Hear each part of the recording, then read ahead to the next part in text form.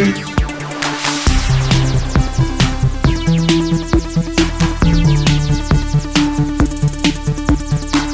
everyone, welcome to GameFace episode 216 here on Sifted Games at Sifted.net. I'm Shane Satterfield, the founder of Sifted and the host of GameFace, and I have two of my good friends alongside me to talk about the biggest and the best in video games for the past week. I have Matt Kyle, my co-host in the house. What's up, Matt? Nothing again? Yep. Still nothing. So it's something to watch this week. What did you watch this week? The Sony thing. Oh, you mean for gaming? I thought you were talking about like films or TV or something. Oh, no, there's no shortage of that. That's all life is these days. Yeah, it's going to run out here soon, though. The well is not infinite. So when that day comes, it's going to get nasty. When people don't have distractions anymore, it could get bad. But hopefully not. We'll see how it goes. We also have Mitch Sikorsky alongside running the TriCaster today. And Mitch is going to earn his money today at the TriCaster controls because we are blowing out the PlayStation 5 event from this week, as Matt just mentioned. And the TriCaster is loaded to the gills with clips. I think this might be the first time, Mitch, you've had to do like a big post-event blowout like this. Is that right? As many clips on here, yeah. I think the second closest one was probably the Inside Xbox we did. Yeah, like a month ago or so. But no, this is like double. This is like, yeah. This is. I'm looking at the list now. I'm like, whoa, more. Holy cow! But I would say, Matt, Netflix seems to have the unlimited pool of stuff because it keeps coming with stuff. I can't believe it. They're going to run out too, though. Eventually, they stop production just like everybody else, and eventually all the stuff they've shot, they're going to run out of. So they've got a lot of stuff on shelves. People have lots of stuff on shelves, though. Like they'll start like dusting off and being like, "Hey, there's this mini series we did back in 2015." Some of them have already done that. Like I don't know if anybody's been watching The Masked Singer back when that was on. I don't watch that. I mean, it's over, but like. One of the last few episodes, the show that premiered after it was like Ultimate Tag or something, and it's like literally people playing tag in like an American Gladiators arena. Yeah, thing. JJ Watt, TJ Watt. It's like the Watt brothers. They're the hosts of that. That show was shot like 2 years ago. Like that show's been like sitting on the shelf for like forever because it was so terrible. And like that's how desperate they're getting. Is like we got nothing else to put after this thing. Yep. Well, we are going to talk about video games today on GameFace. That's what this show is. It's roughly a 3-hour podcast about gaming. The bulk of the show today is going to be about PlayStation 5. And in fact, when I started putting the show together and realizing how much stuff we needed to talk about, I thought about making this show just PlayStation 5 because there might be enough content to get it out to a full episode. But we do have a couple topics at the end. We're going to kick things off with PlayStation 5, though. But before we get started, I do want to bring up, we published a new episode of Sifted HQ this morning. Definitely watch that. It's the end of Mitch's PC building saga. One way or another, it's the last entry in the PC building saga. So check that out. But one important thing that relates to that is that Sifted HQ is now going to be a part of our brand new podcast feed called Sifted Radio. And that launched today. And you sign up for that feed just the same way you signed up for your Pactor Factor feed and your GameFace feed. Just go to the episode of Sifted HQ. There's a link in the bottom of the player that says podcast. If you click on that, in a lot of times, if you do it on your phone, it will actually automatically just subscribe to the podcast. You just have to click, yes, I want to subscribe. If you're doing it on PC, you have to copy the URL that's generated and then paste that into your podcast app, and then you're good to go. So now we have 3 podcast feeds for our patrons. We have Pactor Factor, we have GameFace, and we have Sifted Radio. Sifted Radio is going to have Sifted HQ, obviously. It's also going to have Spoiled. We're working on some new audio-only shows. I'm working on something to kind of send you guys off into the weekend that would go up on Fridays. So anyway, all that stuff is going to be collected there. When we start doing our deep dives again, when the world goes back to normal, the audio versions of that will appear in that feed. So it's going to be kind of a catch-all for our content that doesn't kind of fall under the GameFace and Pactor Factor bucket. So make sure you sign up for those. It's very cool having your own private podcast feed for all our shows. Like, it's awesome, at least for me personally, going into my podcast app and seeing all our stuff in there is pretty freaking cool. So anyway, if you haven't done that yet, what the hell are you waiting for? Why have you not hooked up all the podcast feeds from Sifted yet? We're going to put a post up actually on Patreon here in the next couple of days that just basically says, sign up for our podcast feeds. Here's the feeds. Do it right now. You'll be set up for life. If you haven't done it already, it literally takes like 5 seconds. And if you're away and can't watch the video version of any of our content, you'll have access to it immediately. Literally, the second that we publish anything, it goes into our podcast feed. So anyway, very happy about that. Brent finally got that finished in the last week or so. We're finally starting to send content into that feed. Get on it. All right. And with that, it's time for what I believe is the biggest video game story of 2020 so far, and that is the massive PlayStation 5 unveiling, blowout, whatever the heck you want to call it, that happened last Thursday. We're going to break this discussion up into two pieces. We're going to talk first about the hardware, because Sony obviously showed the form factor of PlayStation 5 for the first time. We're going to talk about all that stuff. And then we'll take a little bit of a break, and then we're going to talk about the games that were shown, and there were a lot of them. So get comfortable, get yourself a drink, kick up your feet if you're at work, turn up your headphones a little bit, and let's talk about one of the biggest moments in gaming that for the next really 5 to 7 years, the debut of the PlayStation 5. Matt, let's talk about the hardware. The form factor ended up looking nothing like the dev kits, just like we had hinted that it probably wouldn't. I think probably the most common takeaway that I've seen over the last 3 or 4 days since people saw it is its size. Now, obviously, when you see it by itself or you see it standing next to another PS5, you don't really have the scale to understand. The controller helps a little bit when they put the controller next to it.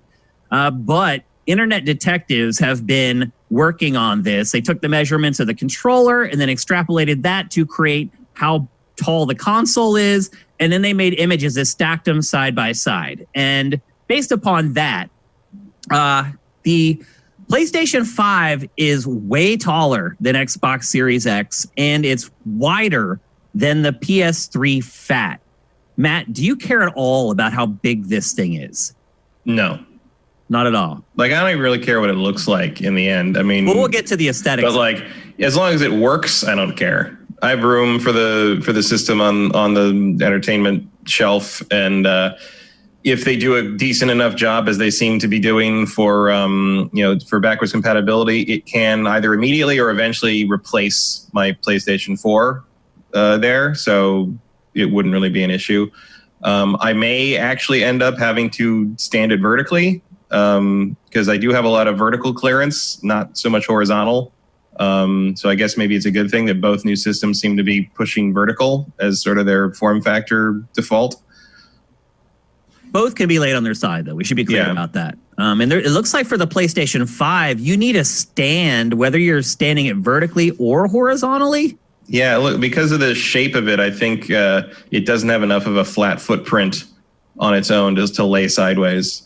Yeah, I think what we're seeing with both of these new machines is really what they are. They're shuttle PCs. You know, they're a lot of expensive PC hardware jammed into a form factor, and they can only get so small.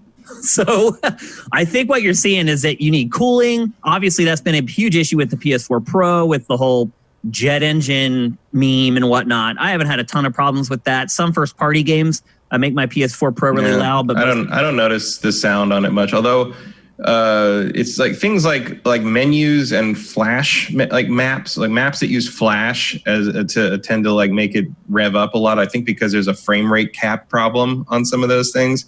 And actually, this I was replaying Last of Us Remastered this weekend just to kind of prepare for the sequel this week. And when I'd pause it, like it didn't make a lot of noise. Yes, the Pro didn't make a lot of noise when I was playing, but when I'd pause it, the fans just went.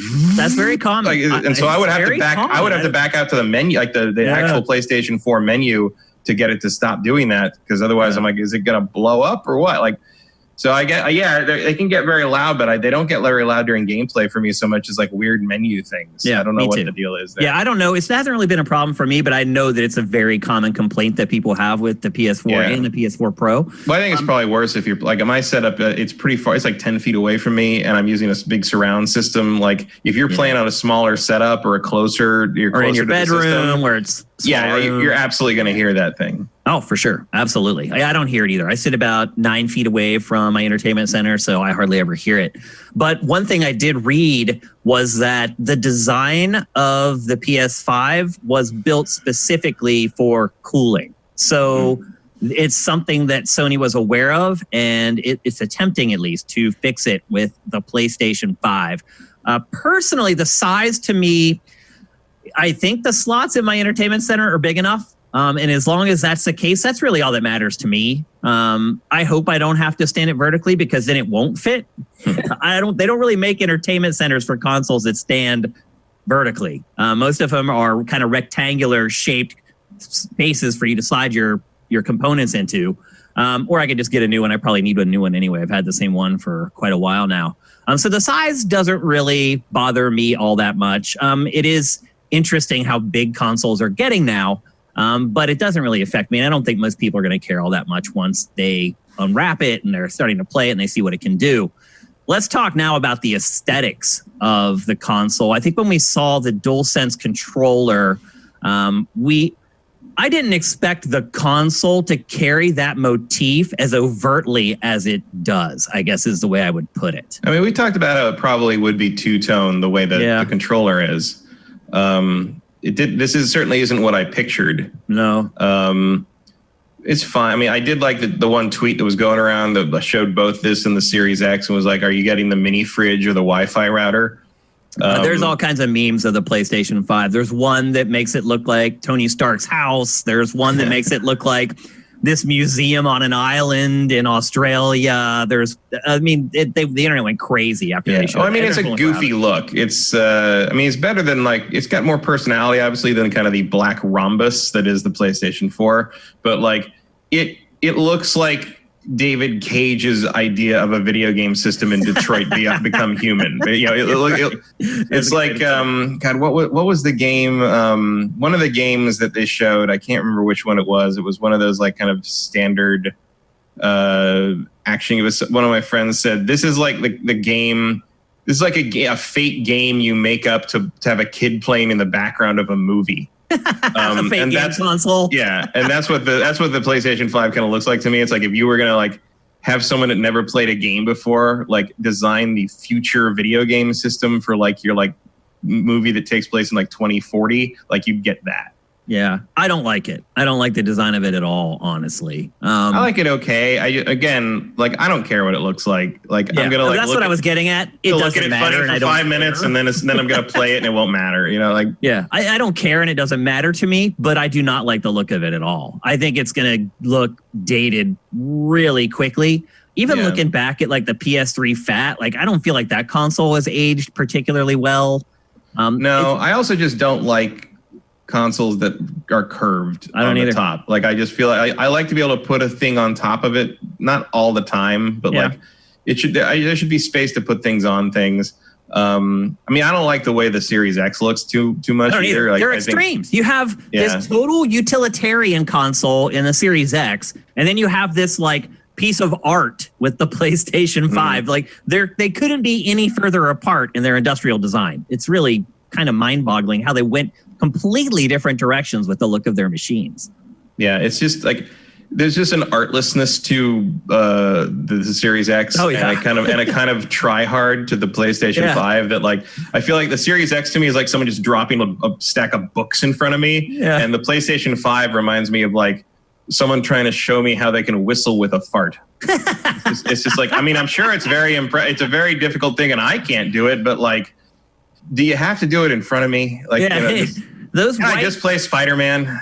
The other thing that concerns me too is the white kind of tabs that come off of the console. Those look like they're just ripe to be snapped right off I wouldn't have to worry about it. I'm an adult who lives in a home with another adult, and we don't have pets. Nothing's going to happen to mine. Mm-hmm. But you start thinking about kids and the way they unhook it and then take it to their bedroom and they're throwing it around. I don't know. It just doesn't seem particularly sturdy. Those tabs.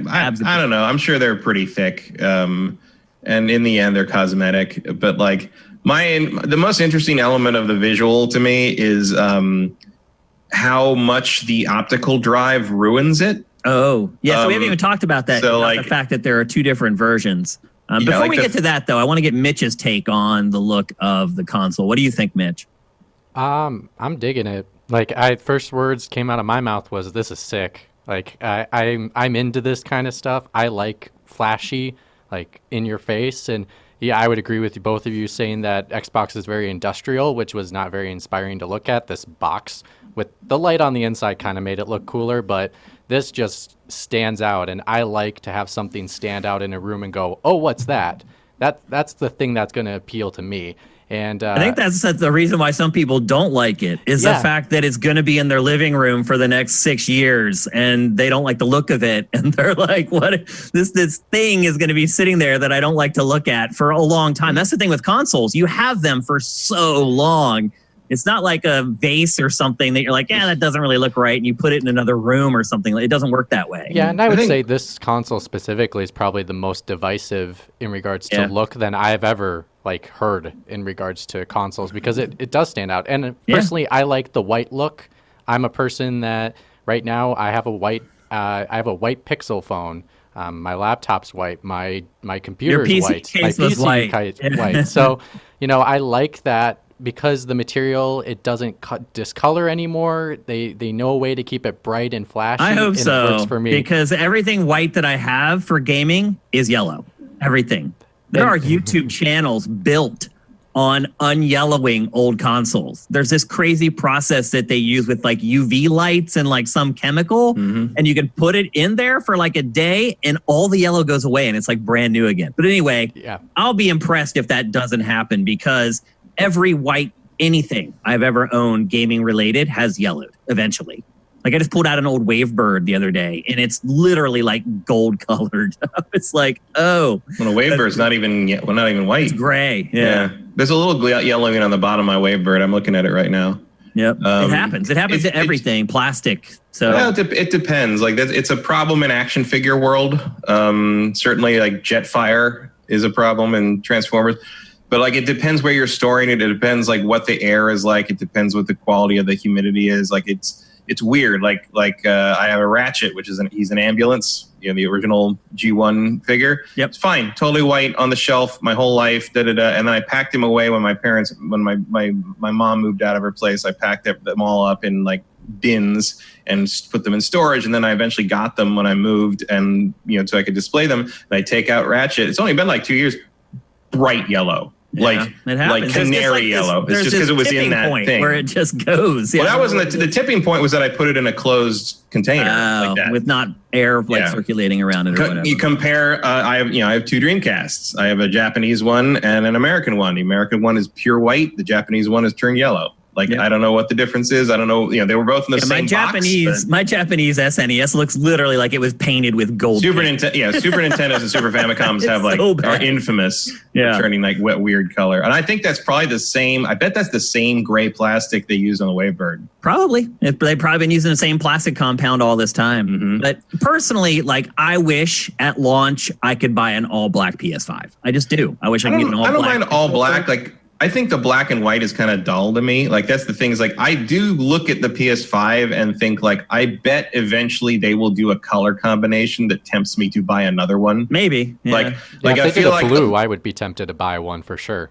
Yeah, I feel you can. At the very least, I feel I'm not a big person for special edition console game tie-in things. I think everything the PlayStation 4 has done that has been ugly.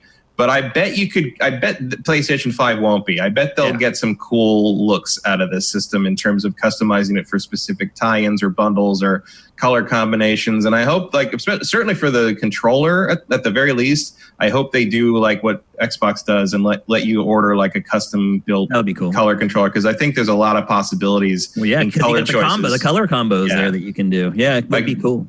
I hope that's Sony's plan, and they're not just going to do the standard black and white trendy design thing, because there's a lot of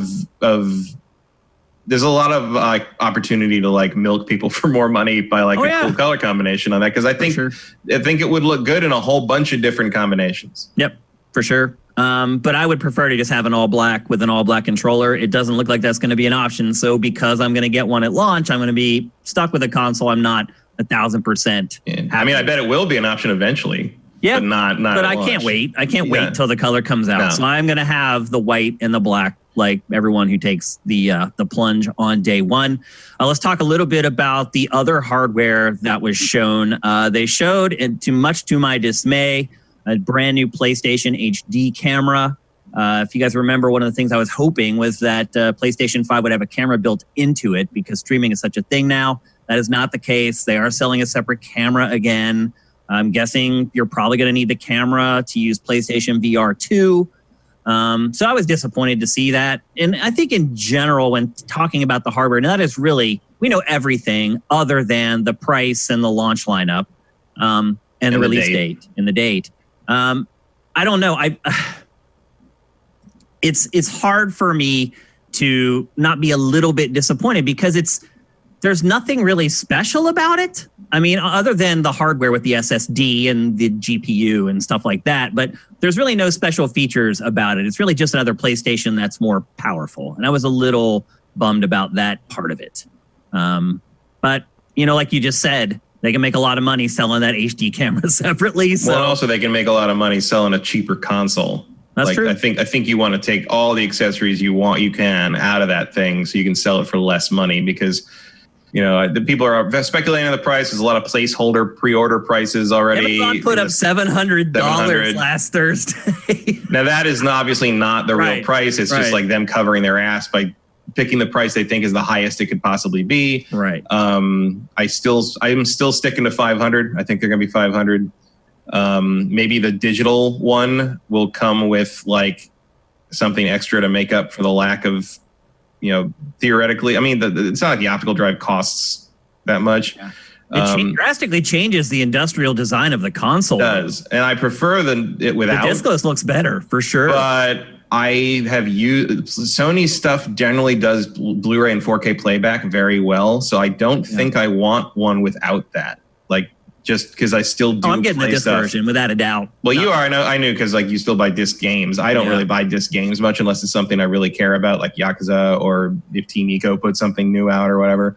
But I still use the PlayStation for Blu-rays of movies because Sony just. I'm sure they probably own the format. Their medium, yeah. So, but so I'm definitely going to get the one with the drive. Me too. Yeah. So because it's just too useful. What about you, Mitch? You going disc drive or disc free? Oh, I'm totally going disc drive. And the other thing I'd say, Shane, I never expected a camera in the console because after what Kinect had to deal with, I don't think Sony wanted that kind of a situation on their hands to try to PR spin that thing. I don't think that's relatable at all. I think so. People don't like having something connected to their console and potentially being always on that someone can hack into. Like, I think that's a security issue for families and people, and that was a big issue with Kinect. And so I just think that's not a fair comparison between the two things. I saw somebody say... Depends how much they wanted to jack the price up by including it. I mean, I think it makes more sense to only force the camera on someone if they want to buy VR 2. It makes more sense to bundle that in with PSVR 2 and worry about it later. Like, I'm sure you will need it for whatever streaming gimmicks they have or whatever, but I don't think it's fair to force... I think the Kinect comparison is apt in the sense of you're forcing this extra piece of hardware on me that I don't need or want, and I could theoretically pay less money if I didn't get it included. So let the people that care about that pay that extra money for the separate accessory, and let me just get the freaking game console. Because I am not bummed by the fact that it doesn't do anything except be a more powerful PlayStation, because that's all I want. I guess it depends on what your plan is. If you do have this elaborate plan to kind of create this streaming platform out of the PlayStation 5, then it makes more sense to include it. If you have no plans like that, then I agree with you 1,000%. Well, who knows what Sony's plan? I mean, that's the thing is we didn't, this, I applaud them for this thing being basically entirely games, except for a couple little montages of the hardware, because you got to focus on that. But we still don't know anything about what the OS looks like, there's some news about the UI did leak. They did say that they're building it completely from scratch all over again, but they said it's not going to be like some crazy drastic departure. I'm sure it won't be, but it's just like, we don't know about their streaming plans because we don't know, we haven't had that presentation. We haven't had Jay Allard sitting on the stage with us yet to tell us about Velocity Girl for the PlayStation 5, you know? Well, the guy who handles the UI, he tweeted that in like next month, there's going to be another event that goes over stuff like that. The more nitty gritty details. So we won't have to wait too much longer. I saw someone that is where I bet we're going to get the price and the release date and stuff. Yep, I'd agree. So I saw someone in chat say that having a camera installed would mean that you couldn't put the console anywhere you wanted. Well, my idea was that the camera was like a little swivel that you could just swivel and point it wherever you wanted. So anyway, not happening, but I can kind of understand why that's the case. And then there's a new, I think it's a universal remote. It looks like it because it has buttons for like the TV and stuff on it. I think, I mean, Sony's always had something like that since PS2. So I'm sure that's what that is. And then there's a new like headset. Which I think their headsets are actually pretty good. I've never owned one. I'm an Astro guy. So, basically they just showed off the same suite of peripherals that they show off every time they show off a new PlayStation platform. So all that's left, as we said earlier, is release date, the price, and the launch lineup of games. So let's pontificate on that a little bit because we have more data now and we have more information. Let's talk about price. So after it was over, the BBC spoke with Jim Ryan, who is now the head of PlayStation, and they asked him about the price. And I'm just going to read the direct quote from the BBC so that nothing gets misconstrued. Quote, conventional wisdom and history show that our business is one of the more recession-proof businesses. But I think this will sharpen our need to ensure that we focus on getting the value equation right. And I emphasize value as opposed to price, end quote. What do you take away from that, Matt? I take away that he's preparing people for it to be expensive. Yep, exactly. Because what the question becomes like, what do you think expensive is? Because it's all relative, right? Depending on how wealthy anything. You are. Yeah. The fact that he's saying like, let's look at what you're getting for the money you're paying instead of just how much money you're paying. That to me was a pretty big red flag. Like I mean, it's a much nicer way of saying we want you to get a second job to afford a PS3. It's Ken Kutaragi too. Yeah. I just don't Ken Kutaragi run through a better PR filter. But like, I really don't see, I mean, it probably should be 600. Probably. I really wonder if internally Sony managed to be okay with $599 again. That's certainly not how they'll announce it. No, definitely not. Not with that exact verbiage. Or they'll like bunt and make it 550 or something. Like I think they'll cut it in the middle. Yeah, I just think you don't want to go too high on this thing especially, I mean, anyway, but especially with what's happened in the last 6 months. Like, see, that's what prompted him that response was they asked him. They're like, look, everybody's unemployed. And it's getting worse, and the economy doesn't look like it's bouncing back any soon. Is this a great time to release a console? And that's what prompted him to say, well, let's look at the value instead of the price. I mean, that is like But she's right. That is, he is, but like it's also the weaseliest like executive answer to that you can give other than like just nakedly saying like, hey, where's your goddamn wallet, people? Yeah. I mean, I'm sticking by my $500 prediction. I think both of them are 500. Yeah. And I also don't think there's going to be a price difference on the two models. Really? No. Oh, I do. I think the discless version will be $50 cheaper. I think the discless version will be the same price but come with a game or something. Oh, okay. That makes, I mean, then they're not the same price because you're still getting something of value for buying the. Yeah, but to get the system, you got to pay $500 one way or the other. Gotcha. Okay. I don't know what that game would be, but like probably something like not super thrilling, but I don't know. Something that's worth $50 is my guess. Yeah, like something like Last of Us 2 or Ghost of Tsushima or something. Yeah. Some recent exclusive that has a an update that makes it look really good on the PS5. Mitch, where are you sitting on price after everything we've seen? I just can't see him going above $500 either.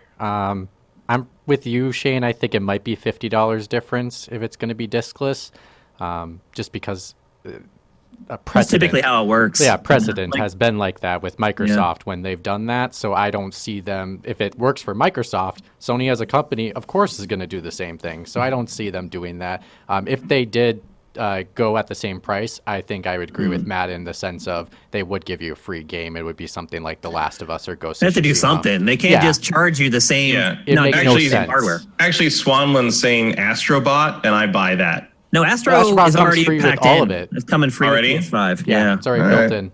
Just like the last one. Which Maybe not, because maybe I say Last of Us and stuff, but maybe not an M-rated game. That's why that's Astrobot perked up to me. It was like, okay, you want Spider-Man, something everybody just can play. regular Spider-Man.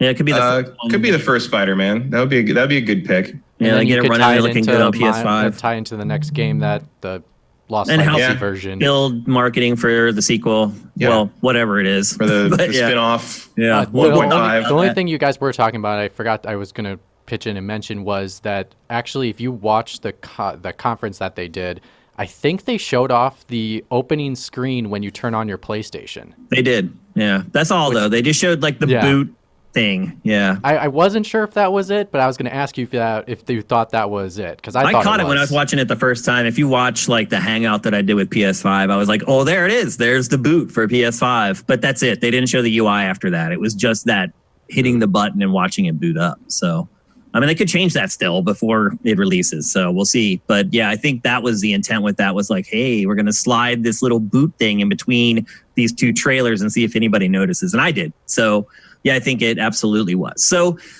we just started doing our poll of the week again on Sifted. And basically we poll you guys on a hot topic, and then we come on the show and we share the results. So we're getting your take into the show as well, beyond just sort of the chat comments that we address. So the poll of the week this week, no brainer, was what do you think of the PlayStation 5 form factor?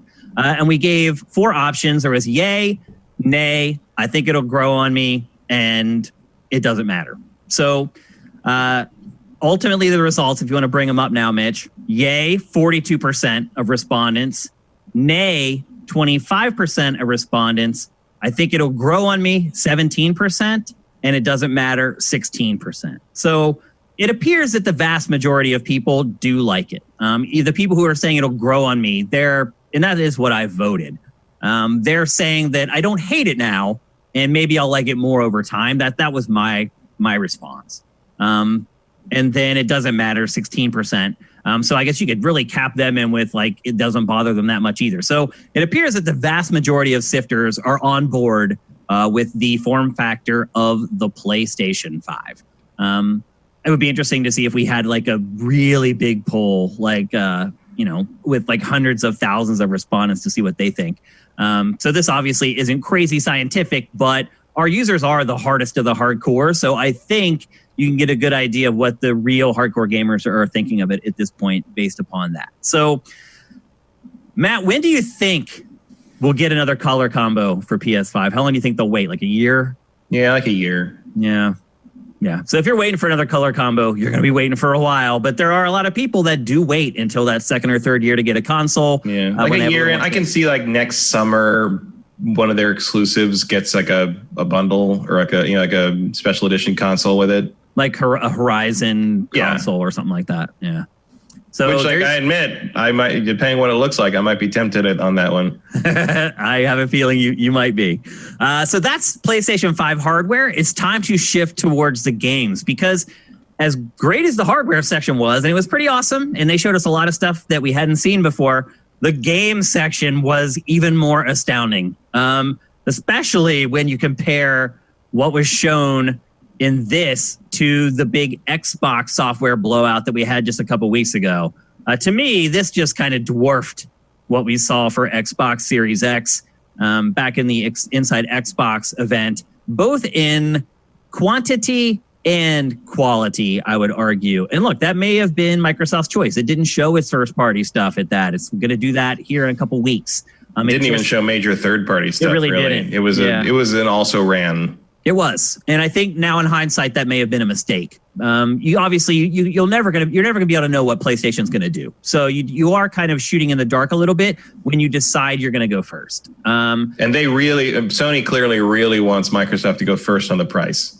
Yep, definitely, because it came last, showing everything, and still didn't announce the price. So I think it's going to be a staring contest going on. Like, you may not get the prices of these things until like a few weeks before they actually release. I think we'll know the release date before we know the price for both of these things. I think at a certain point you can't do that. You have to, for the retail channels, they have to know what price they're charging, like at least like 3 months out. So I think I mean the Saturn and the PlayStation, Saturn's like, hey, it's out there on shelves now. Yeah, but that was days before pre-ordering. Like, the retail market is different now. Like, you need to be able to charge people ahead of time. You need to take deposits depending on where you are. Like, it's you're going to know the prices of these things at least a quarter before they come out. Okay. Well, we're kind of there already.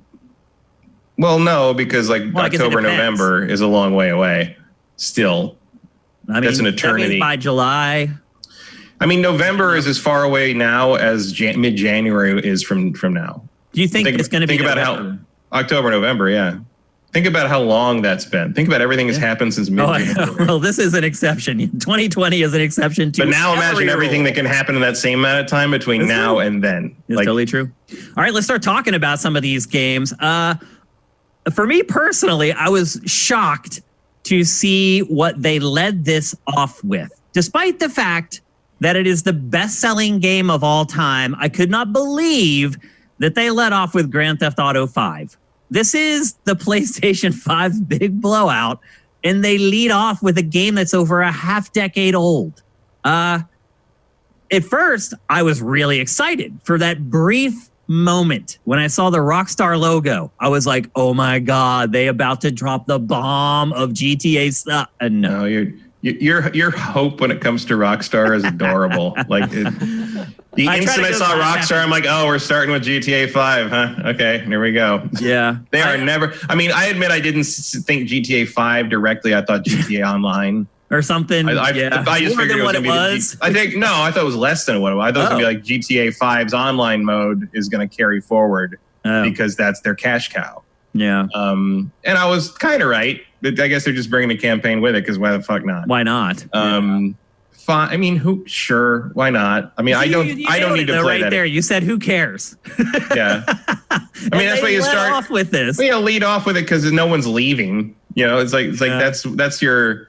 And probably Rockstar wanted prominent positioning. I'm sure there was some wrangling going on behind the scenes there. They're like, maybe showing that first was a contingency on a deal that they're working out with Rockstar for the next Grand Theft Auto. That could be. Yeah. I mean, it could be something that parlays on down the line. And there was a deal. There's the thing where GTA Online players get a bunch of free money, $1 million per month until then and stuff. You're going to get some bonuses if you already own it on PS4. Clearly there's deals in place, and it just does sort of feel like, all right, this thing's okay. We'll just get this out of the way and. We don't know which one of you weirdos doesn't have this yet 4 times, but here you go. You're going to be able to buy it again. Look, they just gave it away for free on Epic Game Store. I just can't even imagine who needs it or really wants it. I don't know. This thing, it's like Skyrim. It's like, it is. Are we doing that again? Are we going to get Skyrim on PS5? Probably. To fill the fucking time until we're waiting for Starfield and Elder Scrolls 6? Because maybe, yeah. It's possible, for sure. Who needs to play that again? But then who needs to play? At least GTA has the online mode that I kind of understand. People would continually play. Yeah, but at least there's a reason. Skyrim is just just keep buying it. All right, why make another one at that rate? Yeah. Regardless, I was really surprised to see them lead off with this. And then as it kept going on, I was like, there's got to be something bigger here that's coming, and it just never materialized.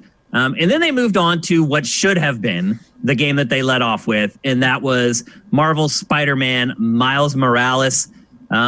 There's been, I think, of everything that was announced at this event, this is the product that has generated the most discussion as far as people not being 100% sure of exactly what it was or is or will be. I think what we settled in on is a standalone expansion.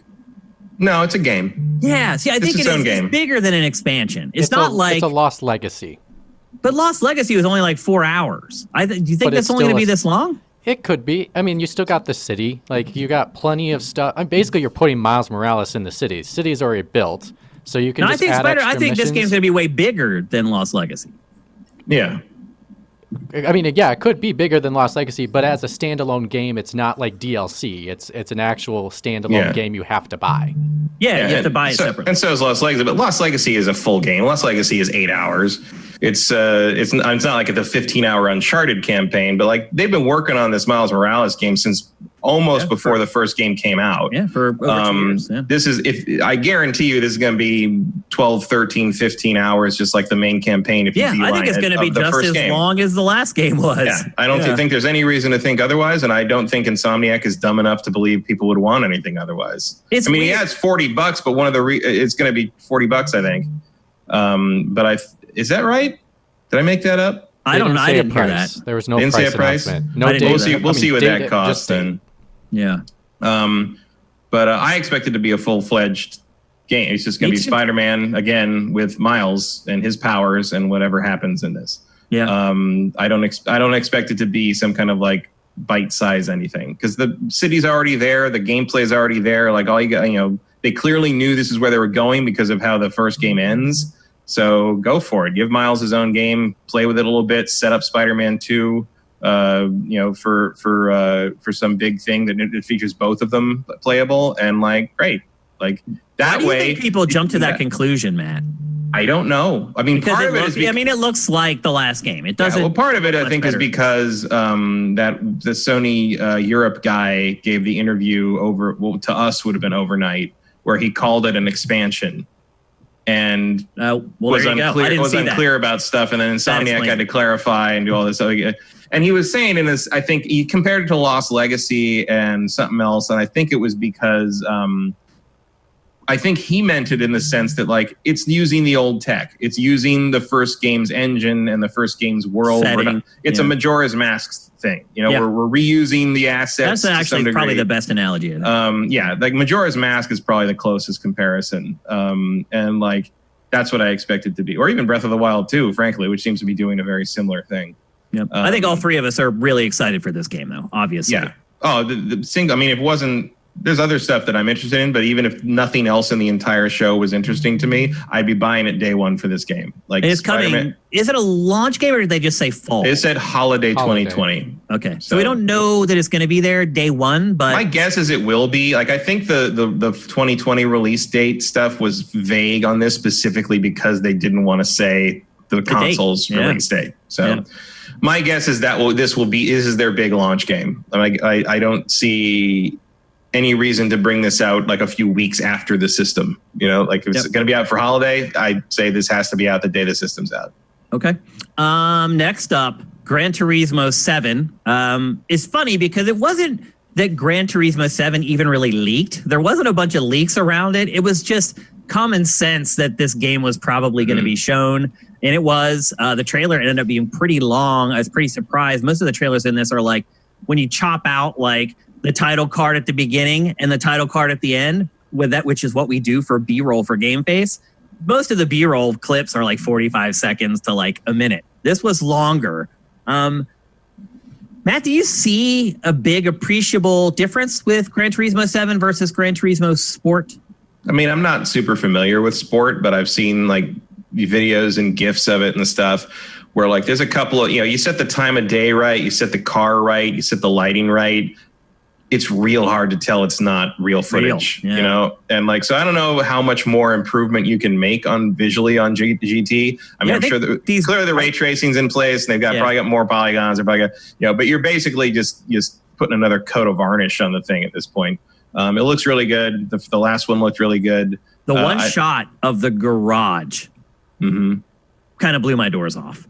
It's literally just like a second and a half, and they show a car pulling up to the garage, and the camera's inside the garage, and just all the reflections off of all the steel in the garage. It's that shot. I was like, oh, okay, all right, that's definitely an improvement over what we saw with Gran Turismo Sport. But for the most part, when you see it out on the track in the cars, like I just feel like with driving games, we have just reached this extreme law of diminishing returns where you're going to need so much more headroom with the hardware to make a difference where you're really going to notice it. I think the other downside is like what else do you do? Like, even when you do find, say, like the ray tracing does make a difference in the visually, or like we talked about Project Cars having the puddles that evaporate in real time. So how much of that affects what you're doing moment to moment in the actual game? Like, it's like you're still kind of playing the same thing you already played.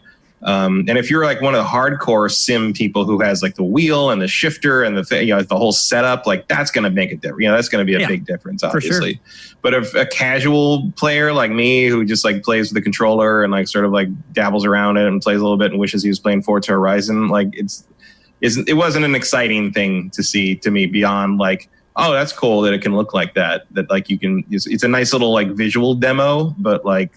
It certainly didn't sell me the game, although the menu screen did at least look like it had a little more personality than the average GT. It's funny that you mentioned that. How bizarre is it that they put that in the debut trailer? I think it was weird. Like a message like, yeah, we know our menus have always sucked. We've finally done something. But now the house dances, so it's fun, right? Like, it's like, it was weird. You're right. It was weird. Now, one thing they did say was that they are focusing on career mode for this game. And in my opinion, that has been a sore spot in this franchise for a long time. It's like they have adhered to that same rigid license test structure for far too long. I hope that they completely overhaul the single player experience in general. It'd be nice to see make it more some exciting personality. And fun. Yeah, it's just so drab the way it is now. So. And I think that was part of their brand for a long time. That we have the no frills, no bells and whistles. Like we are here to drive a car for real. Like that. Yeah. But like I don't think presentationally that flies anymore. I don't either. You need more meat on the bone. Mitch, do you have any interest in Gran Turismo 7? Not really. I mean, it looks good. The DualSense might do some fun things with it, though. So I'm kind of interested to see what it will do based on. They've been talking about that a lot, actually. For a lot of the games, like a lot of the developers whose games were shown in this, they weren't really allowed to go on social media and talk about the games specifically. So a lot of times they would talk about how they're using like the haptic feedback in the DualSense. Like I think one developer was like, we have 12 different types of feedback for your hands in our game already. And I was like, okay, that's a step up from the rumble and the triggers on the Xbox One controller. So and one said on the 3D audio that literally an arrow would shoot past your head and you can literally hear the wind of the whoosh of that arrow fly by your ear if they miss. So now like, I will like say that is impressive. Yeah, so when I did the hangout for this, where I watched it with all you guys and did some like commentary between and afterwards, I made sure that the volume of the stream was loud because they had mentioned you should wear headphones while you watch this. So I intentionally like mixed my voice lower in the mix because I wanted people to be able to experience this sound thing that they've been working on, and I absolutely did. I could tell it. I could tell the difference in pretty much every game. And particularly the first party games, it was 3D audio. I could tell that it was swirling and it was motion or position correct. So it sounds like the work that they have done on the audio kit for PS5 actually is going to pay more dividends than lip service this time, because I feel like I've heard this for ever since like Musics on like GameCube.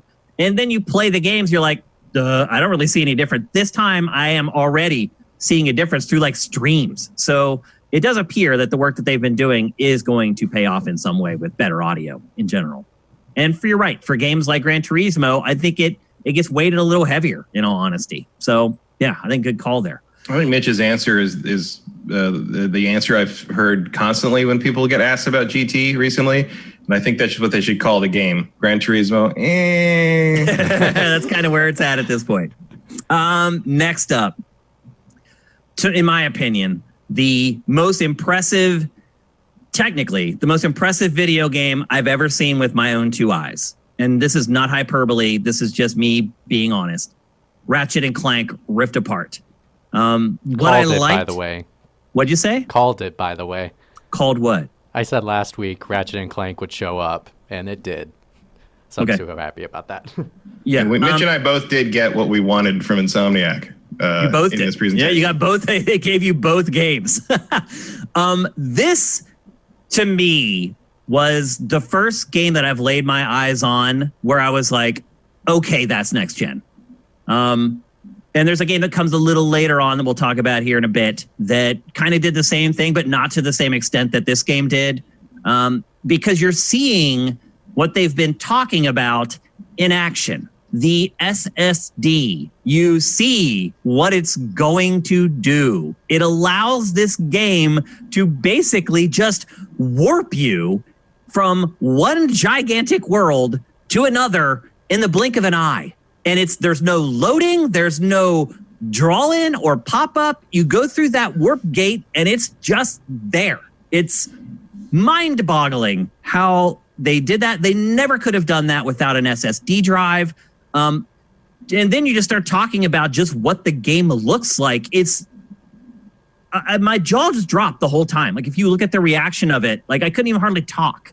The real shame of it is that this game is so high fidelity. Like I was rendering B-roll from the show yesterday, and our B-roll is all 1080p. Even though you watch the stream in 720, our B-roll is actually 1080, and it does make the footage look a little better even in 720p. But I used the 4K version of that trailer to render down to 1080p because I knew that I needed to do something for that footage. Otherwise, it was going to get massacred once it was compressed, and it still got massacred. After I finished editing and compressing and rendering the B-roll last night, I watched it, and it's just murdered. Like, I don't know that there's any compression that's going to be able to keep up with all the detail and the speed and everything that is in that game. I was just blown away.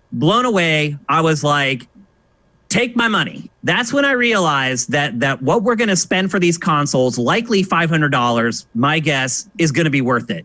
When I saw that game, I was like, all right, there's the leap. This is Gen 9. Not all this other stuff that we've been seeing, these third-party. This is what Gen 9 can be when you write to the metal. And now, because of Ratchet and Clank Rift Apart, I am jacked for Generation 9. I cannot wait. Matt, how did you take in your first look at the new Ratchet? Well, not like that. My reaction's more like, cool, more Ratchet. Like, I'm glad Ratchet's coming back. I think the previous game, I guess was kind of a remake of the first game on PS4. Yeah. Like, I mean, that was really pushing the envelope visually on that system too. I mean, it was, yeah. You still look at it and you're like, damn. Yeah. Insomniac's really been leaning into creating like a real-time, Pixar cartoon with the Ratchet games for a while now. Their engineers are really good. And I don't know how much Cerny works with those guys now. He used to work with them a lot, but man, they're coders. They got some. I have a feeling that they get calls a lot from the other Sony from teams. All the other studios. How did you do that? Yeah. And it was definitely, it looks more made for PS5 than looks Miles like it was Morales built does from the beginning for PlayStation 5. Yeah. It's because obviously it's not reusing any assets. It's not really based on it, as far as I can tell. And it just looks I don't know, it just looks solid. Like, it doesn't look real time. Like, it doesn't look like something that's trying to like work around the limitations or the rough edges of real time. It just looks like a pre-rendered CG movie, except it's not, because there's a little bit of stutter here and there. There's a little bit, I guess, clearly a real time thing happening. It's really crazy to see what they can do. Some people kind of dismiss it, I think, because it's not realistic. It's not like trying to be photo real, so it doesn't count or whatever. But like, I do. While I didn't quite ninth gen freak out the way you did, I do agree with you that it's the best looking game they showed of the whole presentation. The other thing I like too is that it's not just visuals. That whole warp mechanic, like I can't even really wrap my head around it yet. It's definitely like, when I saw that, I was definitely like, okay, this is like you said, that's what Cerny's talking about. It's and it's not even like that Sony made a directive, hey, like, find a way, everybody, to use this thing we can do. It's clearly like they came up with that tech, and Insomniac was like, oh, that means we could do this thing. And they just did. That might have been an idea that's been on a whiteboard for 10 years. And there's like, oh, now we can finally do this thing, which is really cool. And I'm just happy to see Ratchet more. Ratchet's kind of been on the back burner for a while, and I'm happy to see him back. I did hear a rumor So was it Rift Apart? Is what it's called. I did hear a rumor a while back that the name of the new game was going to be Reach Around the Galaxy, which I love as a title, and it still fits. It still works. Well, I mean, they also do that. I mean, they have everything's going to double entendre subtitles for their game sometimes. Yeah, this is one of the only ones that isn't really. Yeah, it's a pun, but it's not a sex gag. Yeah, it's not like dirty. Yeah. But I get why they didn't use that title, but what a good title. It would have been great. But I like the idea that, like, you know, the different worlds in Ratchet is always one of my favorite things. All the different places you go, all the different planets you go to, and the idea. Now you're just zapping to them. Yeah. Well, you're not even just zapping different planets. It looks like you're zapping through different timelines and different realities. And that's an even more exciting thing because they've done time travel and stuff like that before. But there is an immediacy to what they showed in this trailer that is just like beyond anything they've done before. And then, of course, you see the female Lombax at the end, and you're like, where are you going with this, guys? This is going to be crazy. Maybe the reach around thing was more was more apt than you thought. And Mitch, you're a big Ratchet fan. How did you take in this whole thing? I was more towards your end of Shane of that showing off that SSD and really seeing like worlds can be instantaneously shot out. And I think that was really impressive. And, you know, even something as simple as the glare on the bottom of the surface when Ratchet's doing the gameplay, running around and the people are screaming and going like, oh, help me. Just seeing the reflection off there was quite impressive it was definitely the best looking game. And I mean, it looks like it's pretty far in development. So, they didn't say a date, but I wouldn't be surprised if it is a launch game. Like my guess is Q4 next year, holiday 2021. Or early it did have a pre-alpha thing on the footage. I think. Yeah, there was a little thing in the corner that was like it could come at any time. I don't think it's gonna be a launch game though. No, not with Spider-Man. I wouldn't be surprised if it was one, but I'm probably with you guys to say it'll be next year sometime. Yep, because you also got to keep that momentum going. You got to remember, a lot of times with a console launch, although PlayStation really hasn't done this because its launches usually suck. Yeah. But a lot of times with a console launch, you have that big rush of games right at the beginning, the launch window, they call it. And then it's just crickets for like weeks or months at a time after that. So PlayStation... Sony consoles do have a tendency to have a real rough Q2 post-launch. Yeah. But then their first party stuff starts kicking in. So I think that if they're smart, they won't release Ratchet this holiday season. No, I think they're spacing these out. I think we're getting Spider-Man at launch. I think probably GTA's in there, or GTA's maybe the following quarter, and then you've got Ratchet, and then you've got Horizon. Like I think they're gonna. I think we've seen the 4 big exclusives for the next year out of this presentation. Probably. Yep. And speaking of which, now we're going to get into the third party stuff. And unlike the Xbox event, the third party stuff in this was some big stuff, big hitters, some legendary names in there, some legendary franchises in there. I think what you saw was, one, PlayStation's claws are dug far more deeply into the Japanese development scene. And so you got all the big third-party Japanese publishers to show some of their biggest IP at this. Whereas at Microsoft's thing, we saw a lot of indie stuff, and we get a little bit of that in this too, and we'll get to it. But a lot more indie stuff in Microsoft's than in this one. A lot more B-level third-party stuff than in this one. The first game that they showed was a game called Project Athia. This is a Square Enix game. It's coming from the Luminous team, which ended up being the team that finished Final Fantasy 15 after it went through development hell for like a decade. So this is their first original IP from that studio. Maybe more near and dear to our hearts is our friend Gary Whitta is writing the game. So Luminous can handle the technical side of it. I think some people would argue that maybe the writing in Final Fantasy 15 wasn't the best. So you have Gary Whitta coming in, who... I don't know if that's an argument so much as just a flat-out statement. It's true. Yeah, I try to be judicious when I can.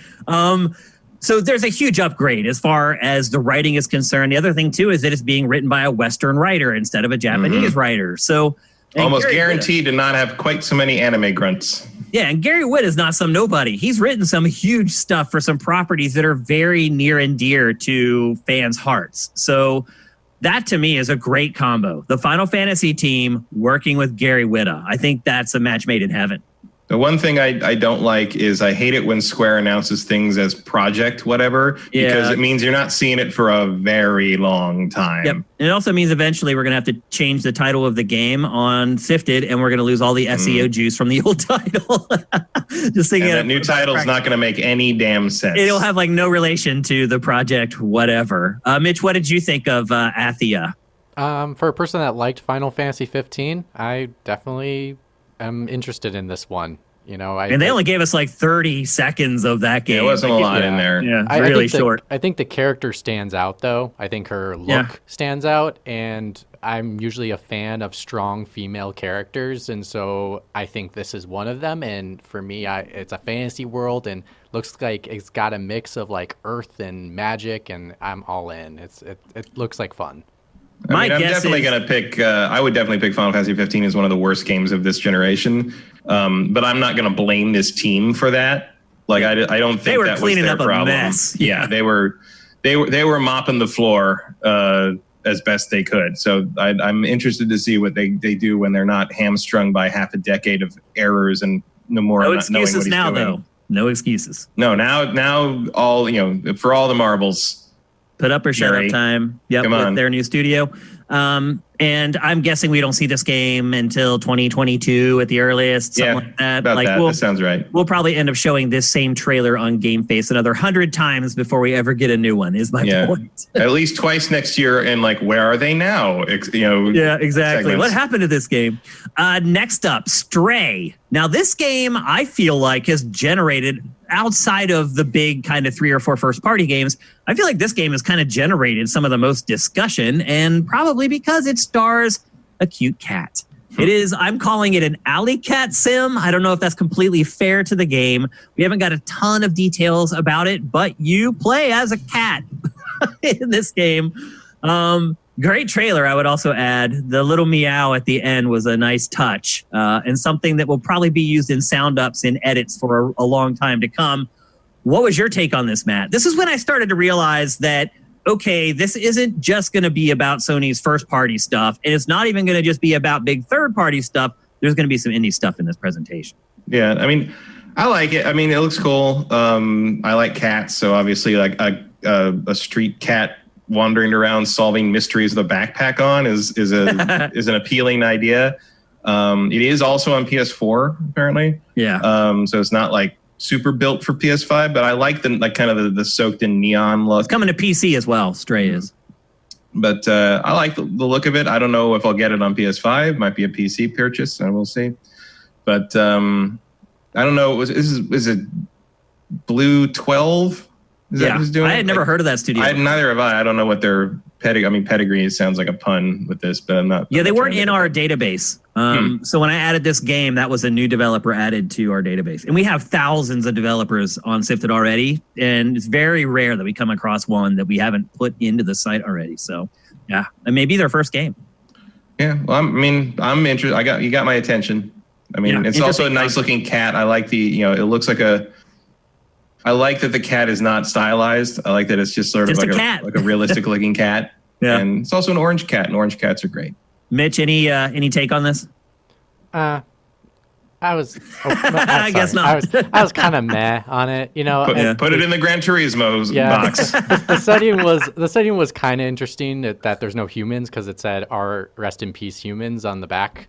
And the one thing I would say is the cat is probably the best animated cat I've seen in a while in regards to games. Hard to animate cats for sure. Yeah, so I was impressed by that, but I'm a dog person. Oh, so I'm that's not my cup of tea. Do you hate cats?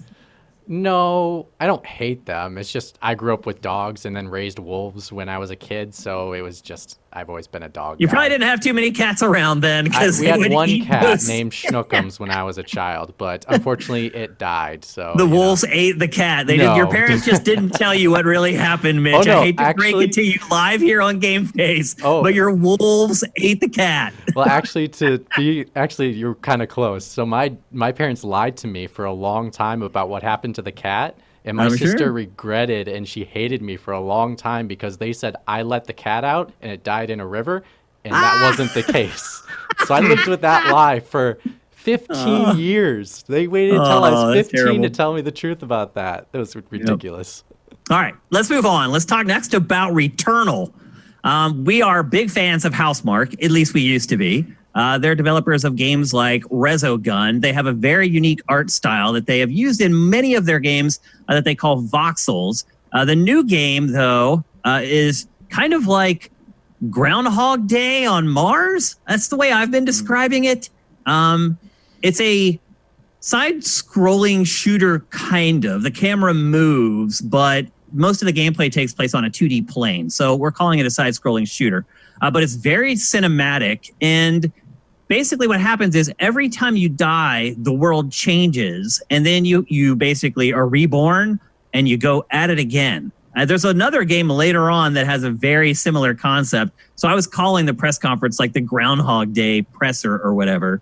So the graphical style also is not what we're used to with Housemarque. They do not use voxels in this. They use a more traditional, more realistic art style.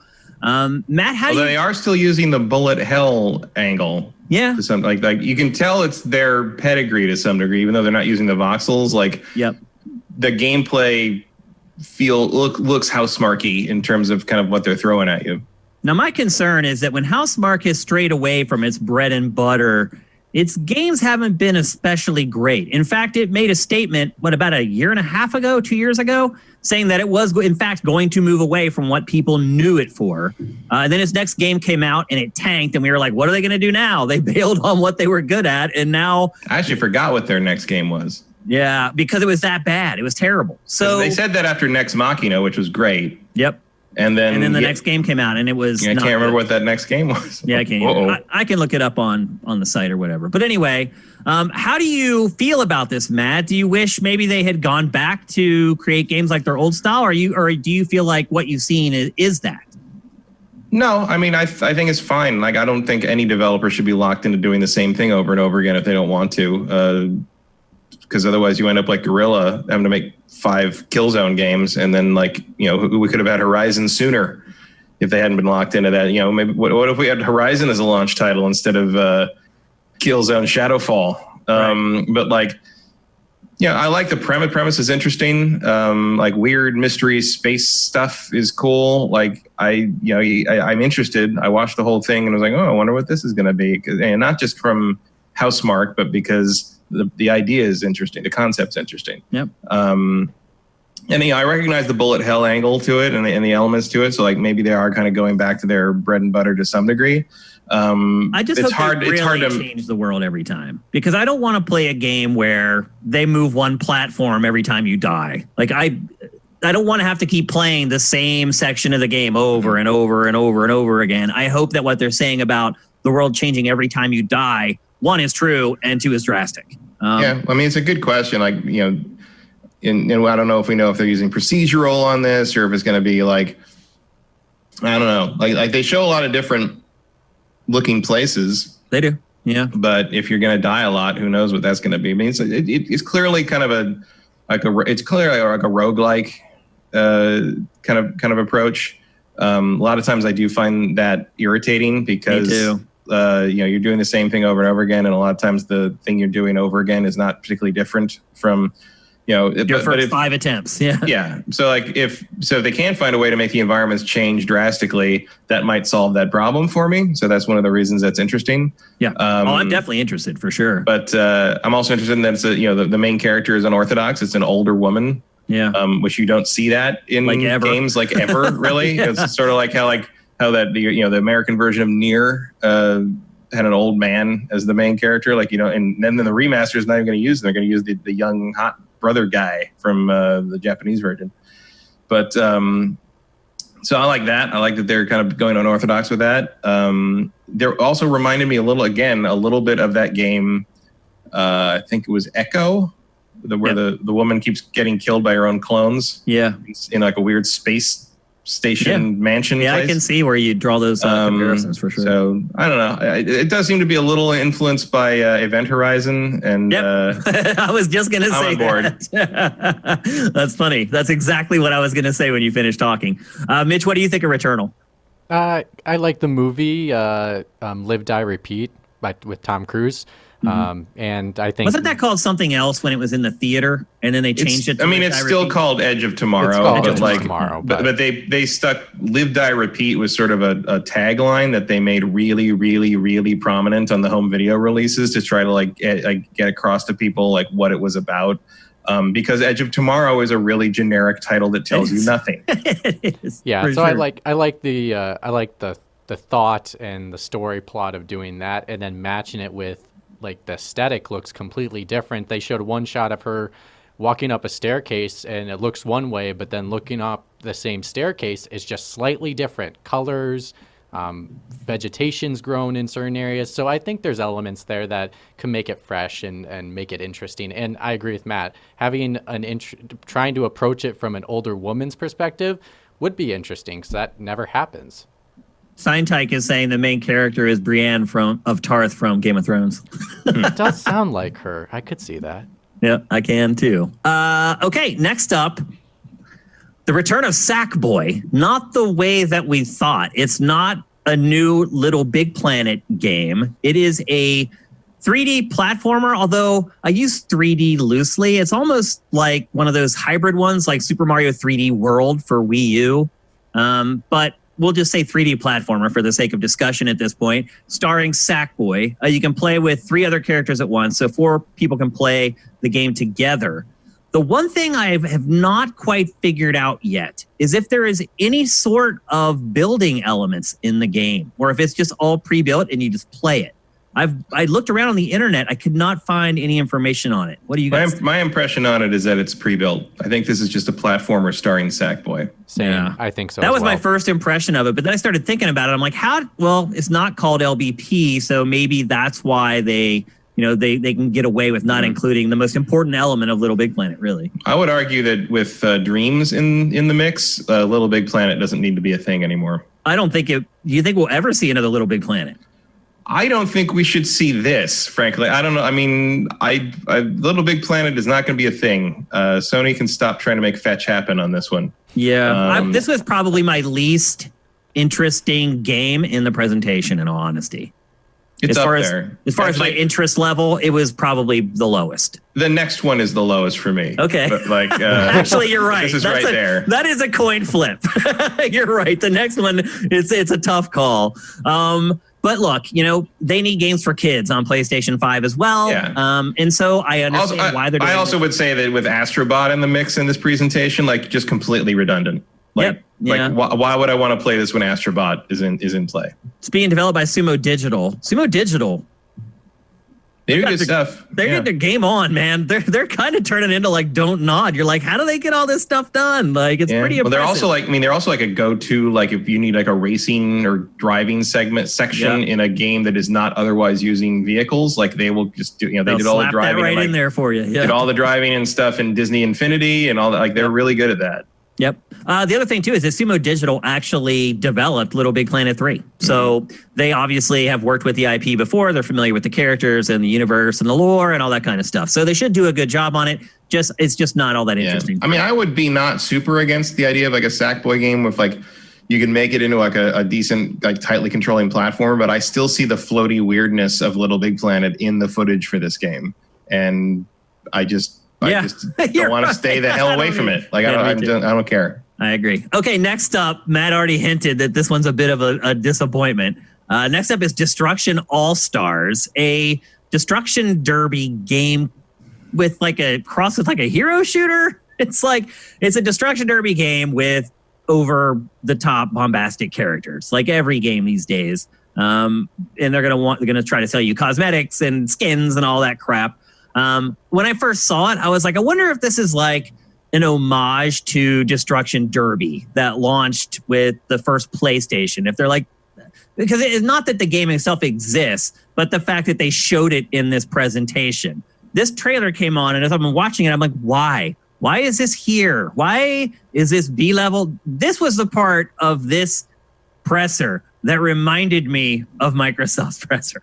I was like, yeah, I mean, B level might even be kind Yeah. to this. Like, to me, I was looking, I was like, well, I guess it's nice to see what I'll get on PS Plus in like a year and a half and never look at for the rest of my life. Like, it's just wow. Like, you could not have shown me something less interesting if you tried. Or less good looking. It doesn't make you. No, it looks awful. A lot of times when you put a game like this in there, you're like, oh, well, this is one of those games that may not be that great, but it looks great. This game doesn't check either box. So I don't understand why. This looks like a mediocre PS4 title. Yeah, like, it may have been a favor to somebody to get this in there. Again, maybe it's whoever's making this is working on something else that Sony wants later on down the road, so they did them a solid here. Like maybe there's some tech in this thing in terms of how the matches play out that couldn't be done without the fast loading or something, or might be throwing crazy particles around or something. But like, I didn't see it. In this, so. I didn't see anything in this that made me say this should be in this press conference. So anyway, maybe they're just filling out the roster to make it seem like they even have bad games. I don't know. What's the soccer car game? I keep forgetting the name of it off the top of my head. Rocket League. Rocket League. I feel like this is their answer to Rocket League, because Rocket League kind of helped PlayStation 4 in regards to getting people online. And I'm thinking they're thinking, oh, this could be Rocket League for us for PS5. I did get a little Rocket League vibe from it, like a couple places. But it's also kind of like, do we really think Rocket League's not going to come to PS5? Right, like, I mean, exactly. Yeah, we'll see. But yeah, everything's just splintered so thin now at this point. Everyone's working so hard to try to find a new idea or a new angle on everything that, everything's just a shade of something else at this point. Like watching, and this trailer went on for a while. It was way too long. Like, I found myself thinking about like, what's it like to work on a game like this? Like, what's it like if you're like savvy and kind of like the market and how things work and how like games are and that kind of thing. What's it like to work on? I mean, obviously you're happy to have a job and getting paid and like you get it, but it's like, what's it like to work on this thing that is not going to matter? Yep. Like is never. I mean, there's a lot of developers that are living that life, but I'm guessing they still would say it's better than working a normal 9 to 5. I would guess, maybe, or at least it's better not working is what it really. Or that. But like, it looks so generic and so bleh. Yep. Like it must be hard to kind of like get like, I don't know, some motivation every morning to like put your best animation foot forward for like generic extreme character number 5 on this. Well, at least now you just have to crawl out of bed to your computer chair. Yeah, I guess that's deal better. With like a commute or any of that other crap anymore. If you have the right setup, you could stay in bed depressed over it and work on it at the same time. That's true. Next up, Goodbye Volcano High. No, you skipped one. No, you skipped one. I did. Oh, you're right. And I skipped one that I really like, in fact. Next up, Kenna, Bridge of Spirits. This, to me, was one of what I guess is a lower budget game that really impressed me. This was a nice antidote after Destruction All Stars. It was a nice oh, thank God. This looks next gen. Like, yeah, this game looks hot, man. And then I did follow up on some of the comments from the developers of this game after it was over. And what they overwhelmingly said is the trailer does not accurately portray how dark our game is. So I don't know if there was some kind of a debate over the debut trailer and maybe Sony wanted it to look a little sunnier than the actual game is. It seemed like there was something going on under the surface there where the developers were like, this doesn't exactly accurately represent our game, which I don't know whether to be happy or sad about that because I really like this game based upon what was shown here. It looks I got a really nice kind of like Pikmin meets Fable vibe off it that I dug a lot. Yeah, there's like some kind of crazy like Pikmin like character like creature raising controlling mechanic. Yeah, and they said specifically on it that they originally was making this for PlayStation 4, but found that because of PlayStation 5, they can now do 1-to-1 with every single creature on screen. And so if they had to make a PS4 version, they would have to make sacrifices in those areas. And so they felt like they needed to do that. Well, the funny thing is, it is still coming to PS4. So it's coming to PS4, PS5, and PC. And it's coming this fall. So it's coming as a pseudo launch game for PS5, which is really cool. This game looks awesome. Like I was saying earlier about how everyone's splitting hairs and everything's so thinly splintered. This game managed to find its own niche. Not easy to do in 2020. So I'm pretty impressed with it. It looks great technically. I like the concepts behind it. The Pikmin thing isn't overdone yet. It's getting there. Like, you know, there's been a few games. Wrath of the White Witch had kind of Pikmin stuff in it, and the sequel had Pikmin stuff in it, but it's not completely overused and abused yet. So I'm still excited about this. I like the concepts. I like the fact that it does have Pikmin-like features, because we're never going to get another Pikmin again, apparently. So I'm cool with this game. I am down with it, and it sounds like you guys are too. Now we're going to talk about Goodbye Volcano High. I think I got excited about talking about this game because I feel like this is going to be one of those games that is shown in this event, no one cares about, it's forgotten about, then it comes out, and it's like one of those games we're talking about for like indie game of the year. It's a narrative-driven adventure game. I've been calling it Dino Reasons Why, because it's like adult topics set in a high school, which is a lot of what like 13 Reasons Why is, which is that popular show on Netflix. Although the new season of that is abysmal, I would add. I don't know if you guys have watched it, well, but it's the last season, so you're good. Yeah, well, it deserves to be the last season. I don't know if I'm going to even make it through it. And I watched the first 3 seasons, no problem. So, but anyway, it gives me a very similar vibe. They're teenagers, preteens who are dealing with adult situations, except in this case, they're dinosaurs. So this game caught my eye for sure. But I think it's one of those things that's going to fade into the background, and then we won't realize or remember it until it's about ready to come out and people are starting to review it. And they're like, wow, this is actually good. It gives me like a Night in the Woods type vibe, if that makes sense. Yeah, I mean, I think it is more of a visual novel. I don't think you're like moving around like in Night in the Woods.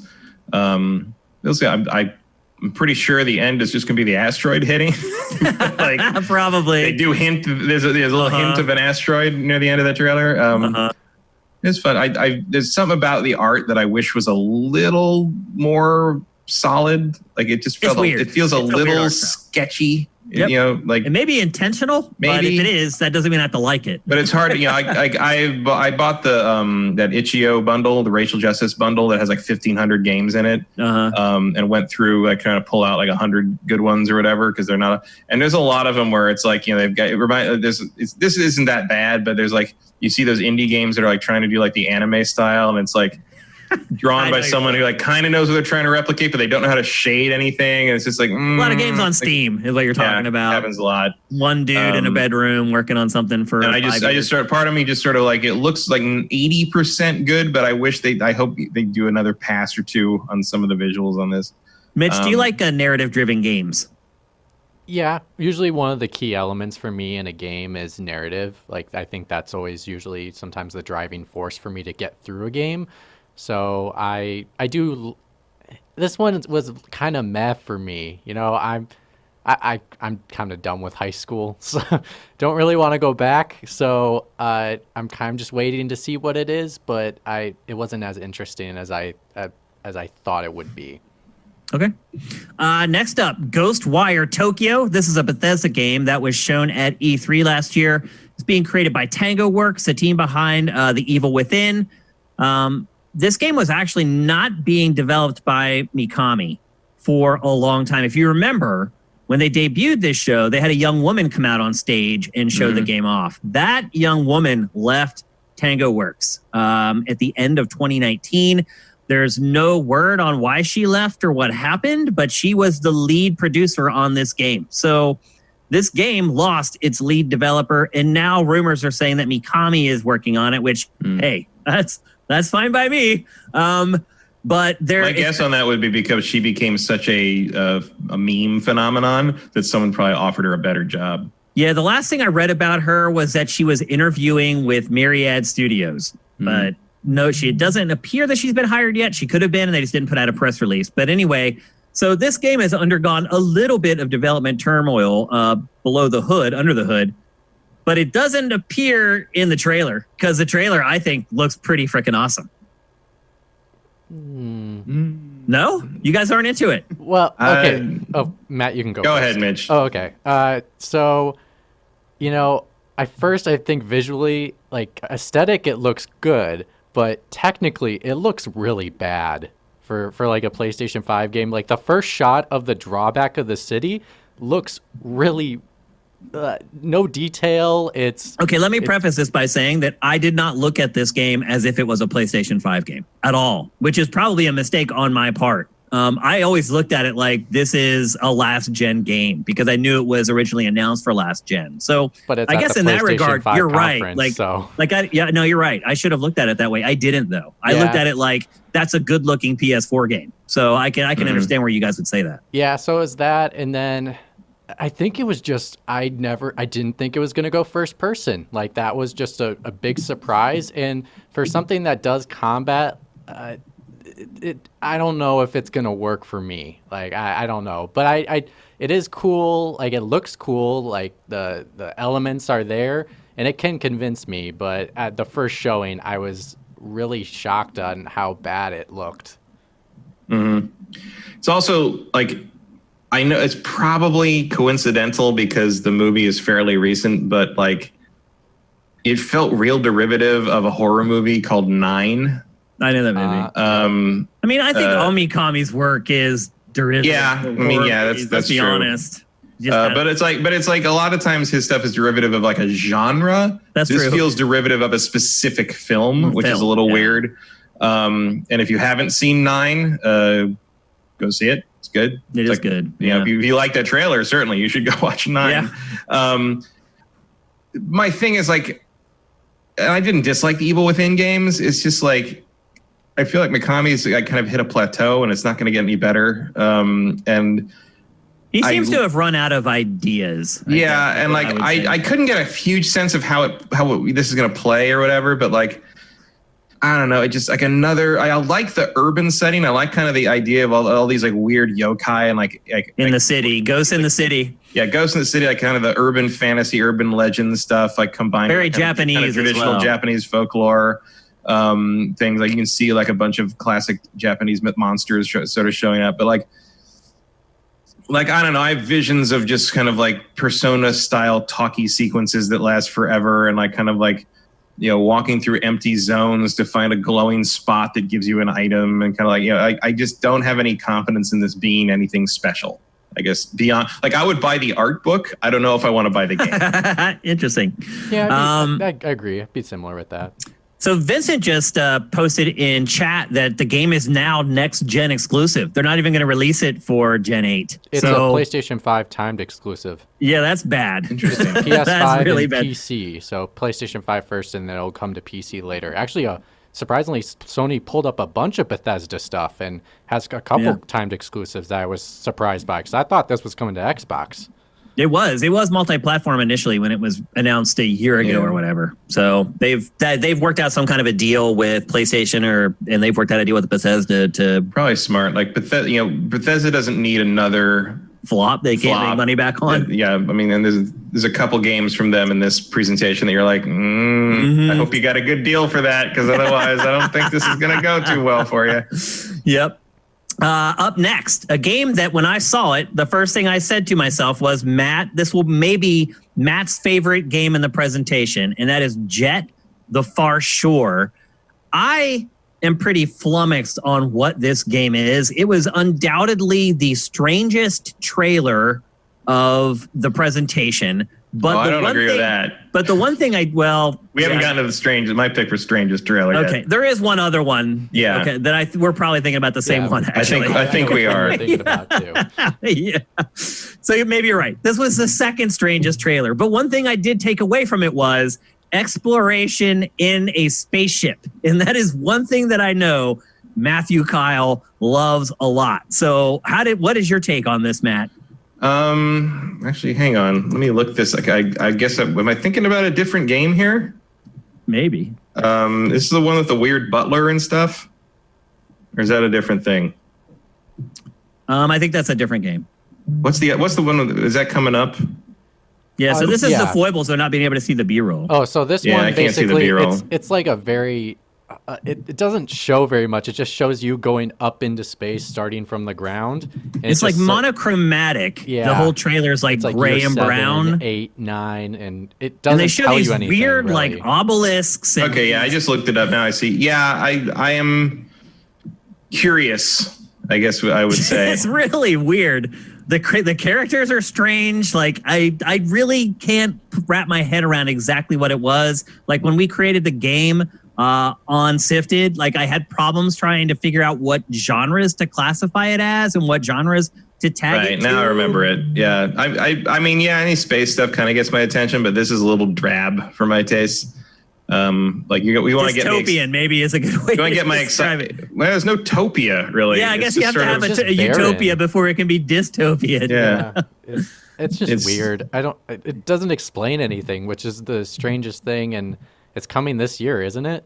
It's coming from Super yeah. Brothers, which some people I may like not have heard their of. stuff, but like, who Yeah, knows? they made Sword and Sorcery, and there was one other game that they're Sound Shapes, I think it is. Yeah, Mhm. Sound Shapes for Vita.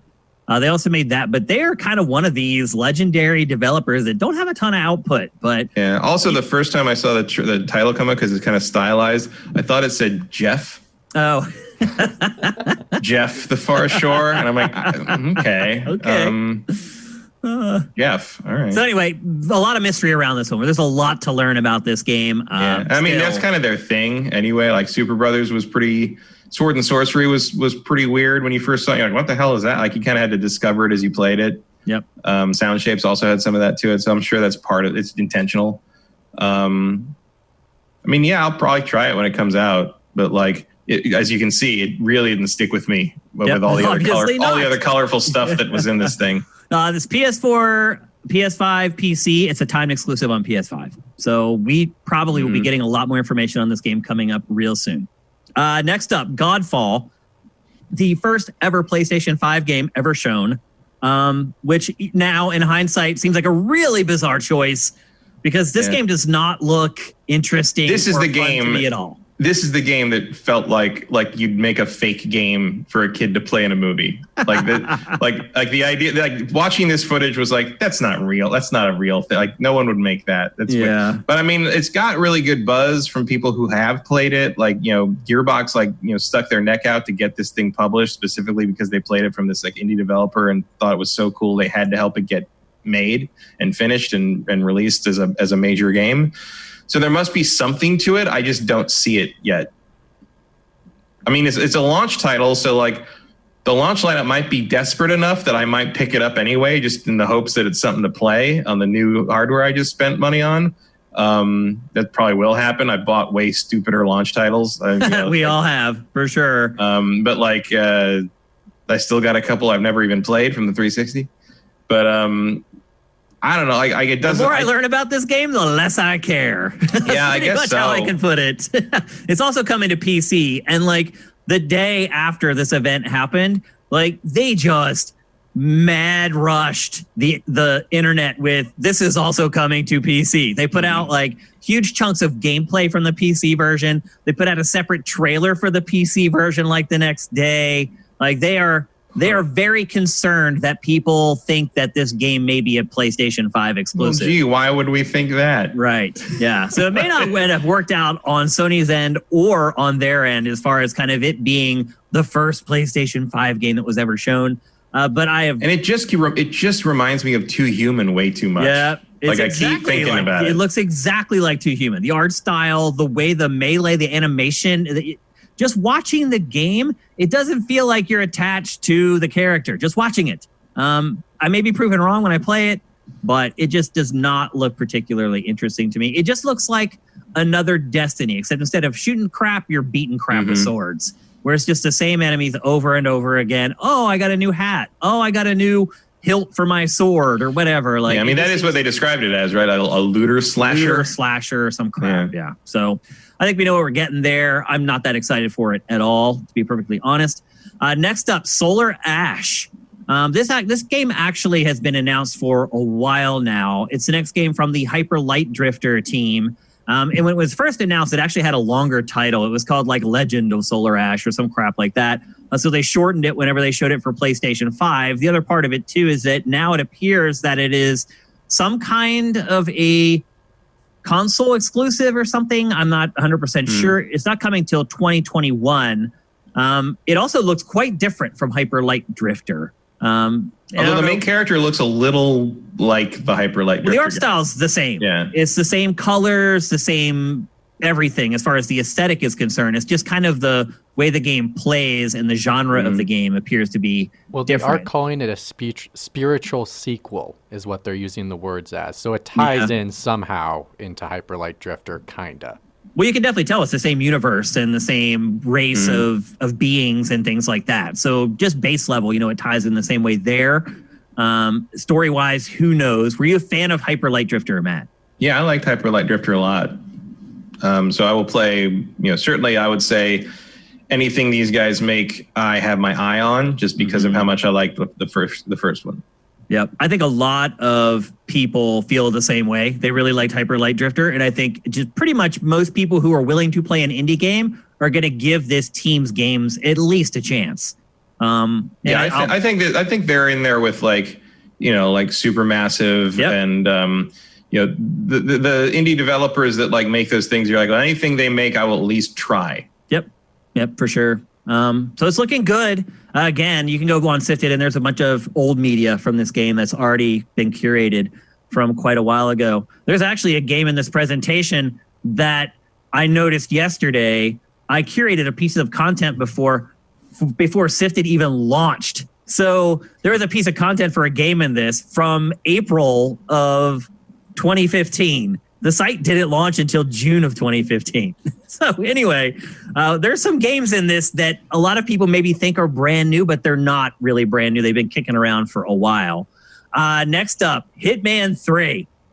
Now, talking about a game where you just know what you're getting. Yep. Like as soon as you see the trailer and there's really not a whole lot of intrigue to learn more. And then the trailer doesn't really provide any reason for intrigue other than saying, yeah, this is the trilogy capper, most dangerous missions of his career. Like, that's not going to get it done for me. I feel like Hitman has a pretty big group of fans that are going to buy it no matter what. And then there's a pretty big group of people like me who are probably going to write it off no matter what. I mean, I didn't like Hitman until the last two games. I've always found the series like obtuse and kind of annoying and just sort of like broken. Repeating shit over and over again to do things correctly or whatever. And I think the when they kind of started over after Absolution, they've had Hitman and Hitman 2 now. I really enjoyed those. Like they finally, I think, hit the right balance of like letting you play freely how you want, but also guiding you to like how you need to do stuff. And then like once you get through the kind of initial mission on a level, you can play that level and do all these different optional things and play with how everything works. And like, usually I think the vanilla mission on a level that, especially in Hitman 2, like teaches you how the level works properly, that like then you're equipped to do all the weird freeform stuff without a lot of help. Like they finally found the formula for this property after like 25 years of experimenting with it. And it's kind of amazing to me that this company is, IO Interactive is still around, still doing this one franchise. And like, even through like being sold and they kept the IP and they found a new public, like it's an amazing story. Like that would be a pretty good no clip documentary, I think. That's actually a good point. And like, I really enjoy Hitman 1 and 2. And I'm, you're right. Hitman 3 probably holds no surprises whatsoever, just more content. But like, I'm still on board. Like I'm still in. Like, well, the one thing I did like about the latest ones are those contracts that they have, where they have someone, they put out a hit on someone, and you have X amount of time to finish that hit. And if you don't, they're gone for good. And whatever rewards that you would get for that hit, they're also gone for good. So I like how they are incorporating new technology like the internet into their games now. But they at least are trying. But I think Hitman at this point is a pretty much... Gives you a reason to come back. Yeah. But even when IO can't say anything other than it's the trilogy capper, most challenging missions of his career for their debut trailer, I think that's a pretty safe bet that you pretty much, it's a known quantity. You know what you're going to get. Yeah, I mean, it's more Hitman and it's prettier. That's really all it's going to be. Mitch, do you like Hitman at all? Are you a stealth guy? I enjoy it, especially these latest ones. I mean, I agree with Matt. It's an amazing story for this franchise to almost be dead. To survive and be able to, it's probably the most, has most recognition than it's ever had before. And I think it's done a really great job with incorporating the online elements to keeping the core of what the game is. And who knows? Maybe they do have more behind the scenes and they just don't want to say anything yet. But if it's just the same game, that's fine. Like, new SSD will be able to create new different levels, different ways to interact with the people, and a different way to assassinate somebody. So I think they can still evolve the genre in that way. It's just a bizarre property. And like, there have been 2 Hitman movies. I know. Like, and how to me, weird is that? Is the like least interesting character in all of video games. It's just a white dude with a shaved head and a barcode. Like, but visually, it stands out. Like, that's the point. It's like Pitbull.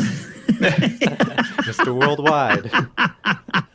Like, he's weirdly iconic though. Like, if you put that silhouette in front of something, I know what it is. I know who it is. I know it's Agent 47. He doesn't even have a freaking name. His name is Agent 47. But they made 2 movies that are unrelated and no one remembers them. Like, that's double what most video games get movie wise. I just had to look up whether the second movie existed or I imagined it. No, it happened. That's funny. So anyway, that's coming to all platforms, including or minus Switch, actually, this one, in January 2021. So it's coming very soon. It's also coming to like last Gen 8. So you can also get it for PS4 and Xbox One, but it's also coming to PS5, Xbox Series X. I feel like they need the install base on this one way or the other. Yeah, for sure. Because they have a pretty loyal base, but they're all spread out. And so you need to make sure you can get it to all of them. Next up, Astro's Playroom. Our little robot buddy Astro, who I will admit I have grown fond of over the last 5.5 years. It all started with the PlayStation 4 demo disc that everybody got, and the really cool VR stuff that they did with him, and then with the demo disc for that, and then they ultimately put out a full VR release. They have done a great job of propagating this random little robot to the point where I actually like it and I care about it. So I was very excited to see Astro's Playroom announced for PlayStation 5. This game is also going to be a pack-in with the PlayStation 5. Everyone's going to get it free. And once again, it serves a very specific purpose like it did last time, which is to teach you the ins and outs of the DualSense controller, the PlayStation 5 hardware, all that kind of stuff. It's just a really cool, fun tutorial to kind of ease you into your brand new system. I'm all over it. Everyone's going to have to be all over it because everyone's going to get it for free. It does look a little more traditional, though, than kind of the other Astro stuff. It looks like it might just be kind of like a game. Yeah, it looks like it might just be like a straight up like Super Mario 3D World kind of thing. Yeah. Which I'm kind of fine with. I'm totally okay with that. 1,000% I'm okay with it. It looks great. Technically, it looks good. It's coming from Japan Studio, which is where all the Astrobot stuff comes from. But I was pretty impressed with it. It looks good. It looks fun. It's going to be free. Everyone's going to get it. I'm still not sure it's going to be like the last one, though, where, like you said, like I don't know if it's going to have a bunch of like mini games, or if it's just going to be one game that just kind of teaches you all the stuff that the other mini games would have. Because it looks like there weren't like parts of that trailer that showed like goofy 4-player mini games or anything like that. It was all just kind of that single player thing. At least it appeared anyway. Yeah, I mean, maybe Sackboy is there for the 4-player nonsense. It could be. But again, regardless, it's free. Everyone's going to get it. So never look a gift horse in the mouth. That's what I always say. Next up, this is a game I was talking about that has been in development for seven years. It's called Little Devil Inside. I would also argue that this was one of the best games that was shown in this presser. It looked, you can tell it's been in development for 7 freaking years because it has a lot of little details that we talked about last week. We were talking about The Last of Us Part 2, like things that Naughty Dog does in its games that only it can really do because it gets a little bit more time to work on its games. There's a lot of stuff like that in this. When you really start watching the footage closely, there's all kinds of cool little things in there. But again, this game has been in development for before Sifted launched, this game had been in development for 2 years already. So I guess it shows the power of perseverance. It also shows the power of a budget. Apparently, these guys have one. They're able to keep working on this for so long. But I think the game looks awesome. I'm really excited for it. It looks like a kind of a generic action-adventure game, but it's all about kind of the art style, the characters, and things like that. Matt, what was your takeaway from this? I physically hate the art style in this Really? game. See, I thought it was really cool and different. At it. No, I despise looking at this game. I can see how some people would say that, for sure. The one thing I did like about it is, to me, I know it's not what it is, but if I was to play this game, I think I would imagine that this was Batman going out to train in his early days and Alfred just kicking it home. Like that was the gags with like the butler just sort of like killing time back home was funny to me, but like I hate the art style. I just hate it. I like it. I really like it. And I really like the stuff that was back, like with the butler. Like it feels like it's been taken from something, though.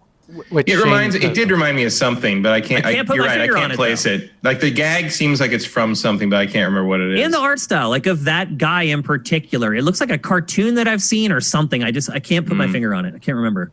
But it is a very unique looking game, and I can totally understand where it would be very polarizing, and some people would be like, that's one of the ugliest things I've ever seen, and there'll be other people like me who will say that's one of the most refreshing things that I've seen.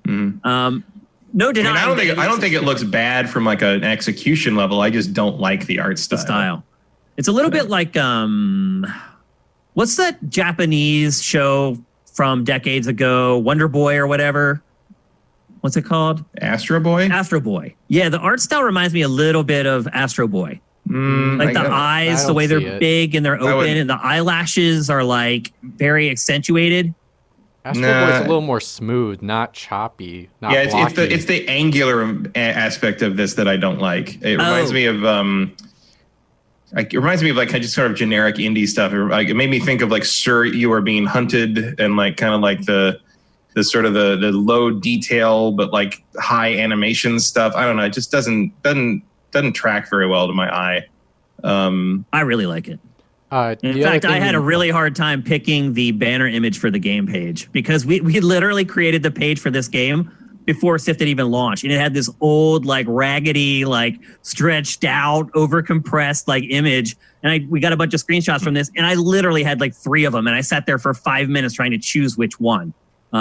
Because there are some, if you take stills of this game, it's freaking awesome, man. Like there's some really cool stuff going on inside this game. I can get why some people may not like it, but if you really pay attention to it and watch it, you can see that this game has been in development for a really, really long time. And when I said Astro Boy, I meant the eyes, and I'm looking at it right now, and they're like identical to Astro Boy's eyes. So I don't understand why you don't see the comparison. But anyway. Well, because Astro Boy's eyes are basically the proto-anime eye, and I don't see anime in this.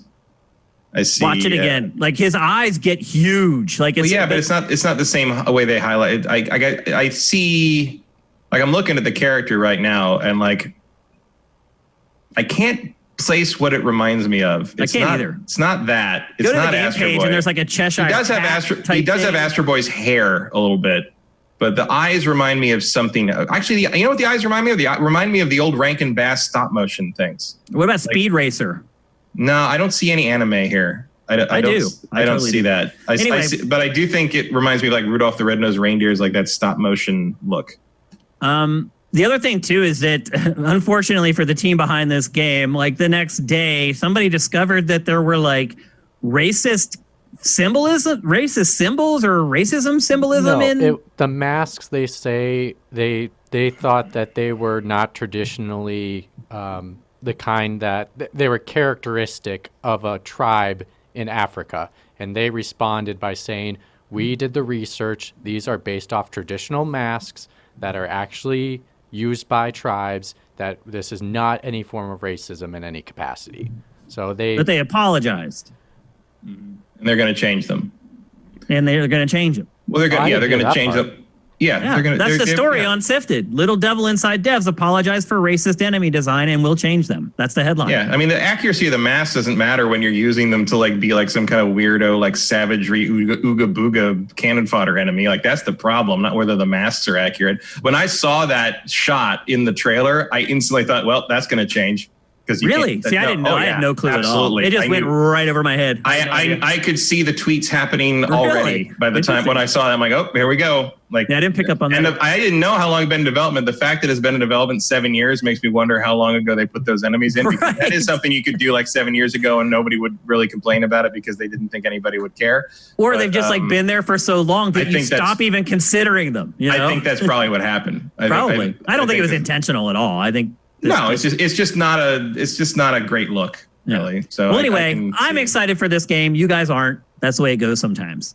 I mean, I'm not saying I won't play it necessarily because but I couldn't get a huge sense of what it was like. Like if it had just been the guy running around the areas and like hacking up things and doing the stuff, like I would have.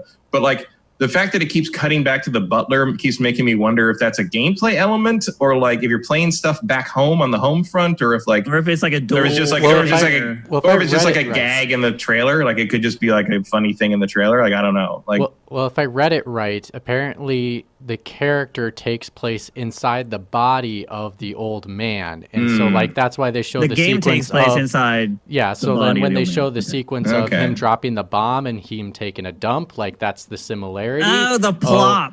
Yeah, that was so funny. So then similar I thing laughed to like out loud when he at was that. I don't know if you guys did. And, like other things like that. So that's the point of it.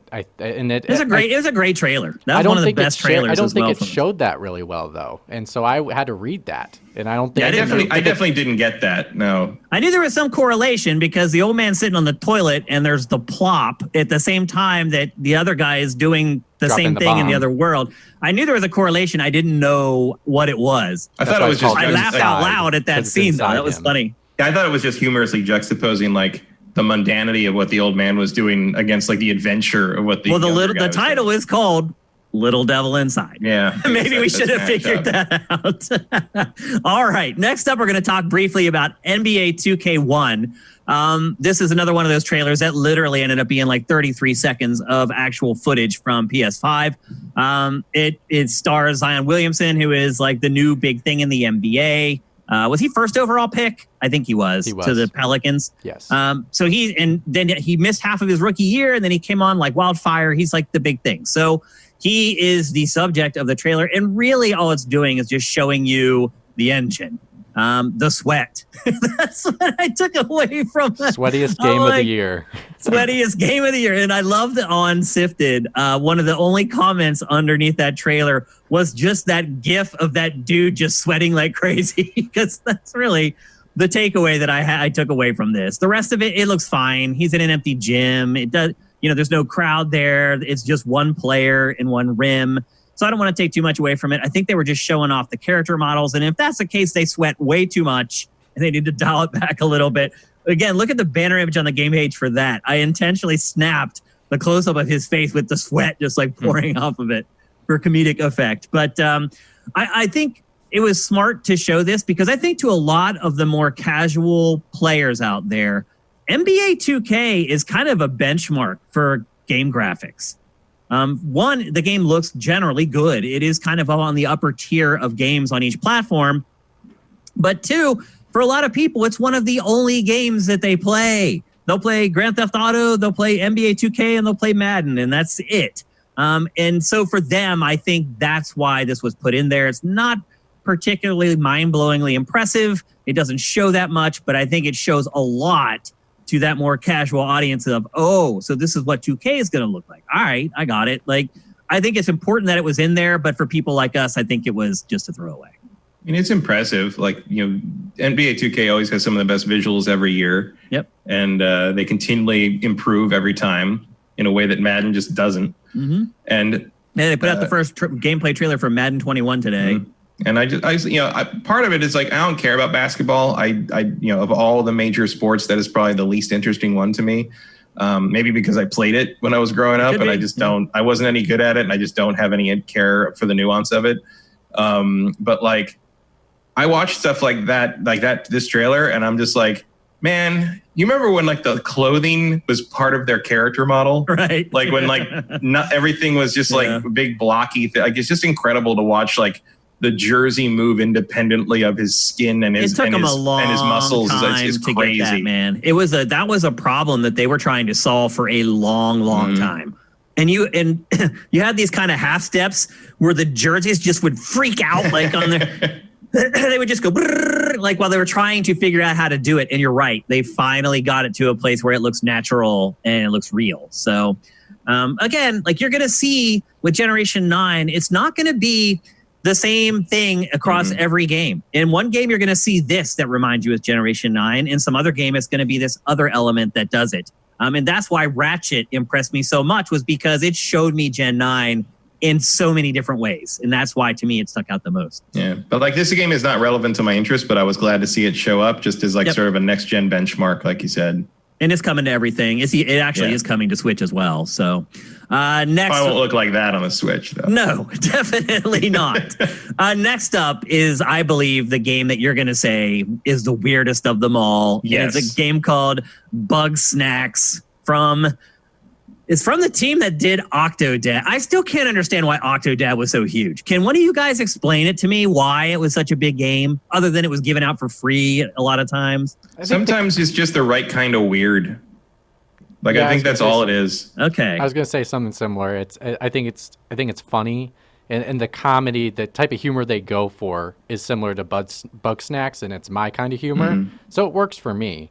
Yeah, it skews younger, and also like I think Octodad had the advantage of like part of it's sort of like QWOP or like some of those old like weird super challenging web games where like part of the point is how hard it is to control, and that made it for good streaming fodder. Like it was fun to watch someone struggle to play the game properly, and like that was part of where the entertainment came from, was how like weird and chaotic it could get. So I think that's the main reason, and also like it's just it's. The premise is funny. Like it was just sort of a perfect. It's like how for a while back, like that dating game with the pigeons became a big deal. Yeah, it's just the right combination of weird right thing at the right time. Yeah. Tiny 2K, thank you for all those subs, man. You're awesome. Or the Goose, the Goose game, Untitled Goose game. I think is a similar phenomenon. This one, you go to some island where all the creatures are edible.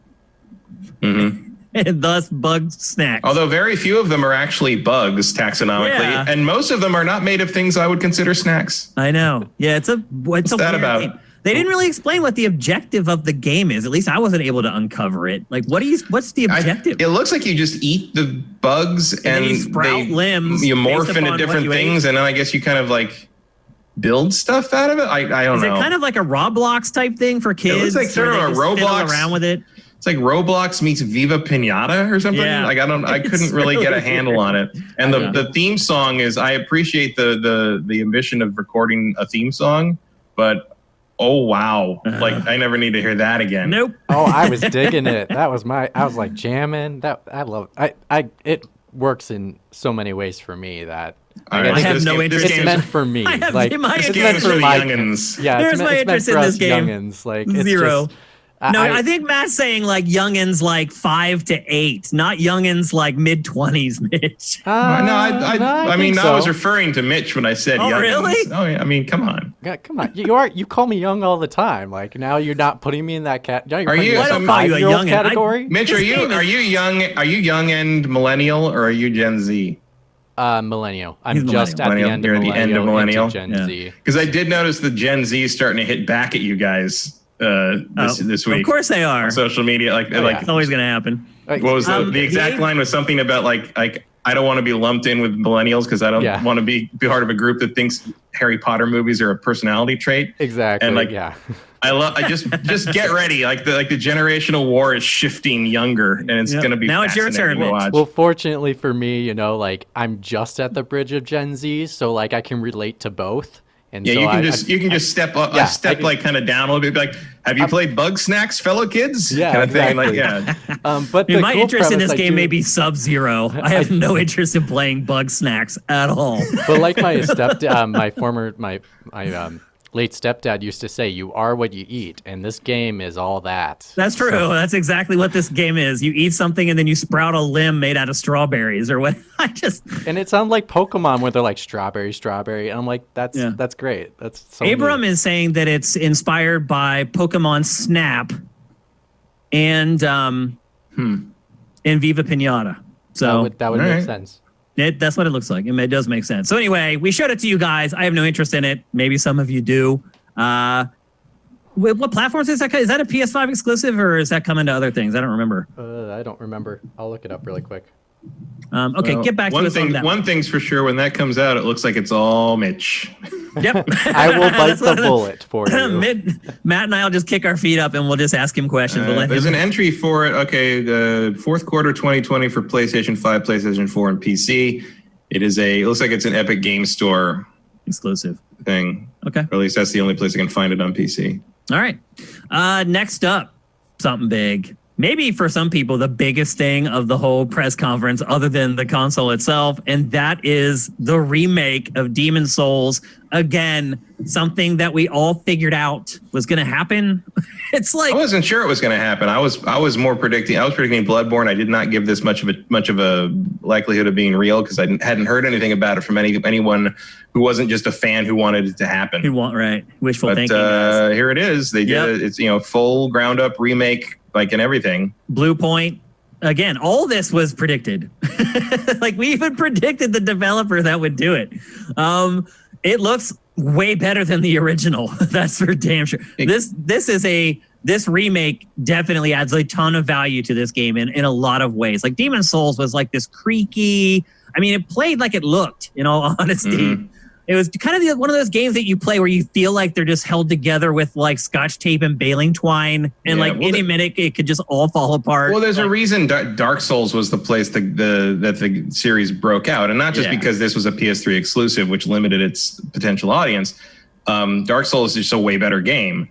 And Dark Souls nailed the formula. This is kind of a prototype almost. The other thing about it, too, is Demon's Souls is pretty short, relatively speaking, compared to you can get through it pretty Souls fast games. compared. And it's also like a hub-based thing, so like it's doesn't really have the sort of the interconnected world that sort of defines Dark Souls and the subsequent games with all the shortcuts and kind of that weird, because that's part of the joy of those games is sort of finding those ways that the world kind of folds back in on itself. And this one doesn't have that. You just sort of like pick a world, go to it, run through it, and come back. And it has its own charm in that regard. Yeah. Like there's simplicity. I mean, I would argue that I'm not a huge fan of that part of Dark Souls because that's what gets me into trouble. I end up wandering in the wrong direction and getting insta-killed by something. So in some ways, I might actually like this design a little bit more than Dark Souls. I know most people would vehemently disagree with that, but that's just me. I wonder, though, a curiosity, if they will be for this one, because Blue Point did such a great job with like one-for-one remastering Shadow of the Colossus, will they embellish a little bit on this one to maybe expand a little bit on it, maybe make a new area, a new enemy? Like, I'm curious if that will happen in this one or if they're just going to go for the one-for-one remake. Well, I will say this. We don't know for sure, but that trailer was basically a one-to-one shot-for-shot remake of a Demon's Souls trailer. Yeah, I don't see them going outside the lines on this. I think if you're not from software, I think adding something would be seen as sacrilege. Yeah, they put out a trailer for the original that was almost identical to this one. And I'm pretty sure this is just going to be a one-to-one remake. And consequently, there's a comparison video on Sifted right now that shows that how it is the one-for-one with the old one. And my gosh, it may be the most dramatic change for a remake ever. Looking at that, I still maintain there will be a Bloodborne update. Yeah, but we probably see that they're not going to let it just die. They didn't address backwards compatible stuff in this presentation. So they did. I imagine we'll see something like that in the future. Yep. Just so you know, Shane, JM Rain99 gave 5 subs.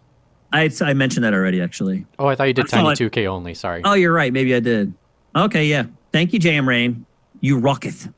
Next up, maybe the game that impressed me the most, based upon my preconceived notions, Deathloop.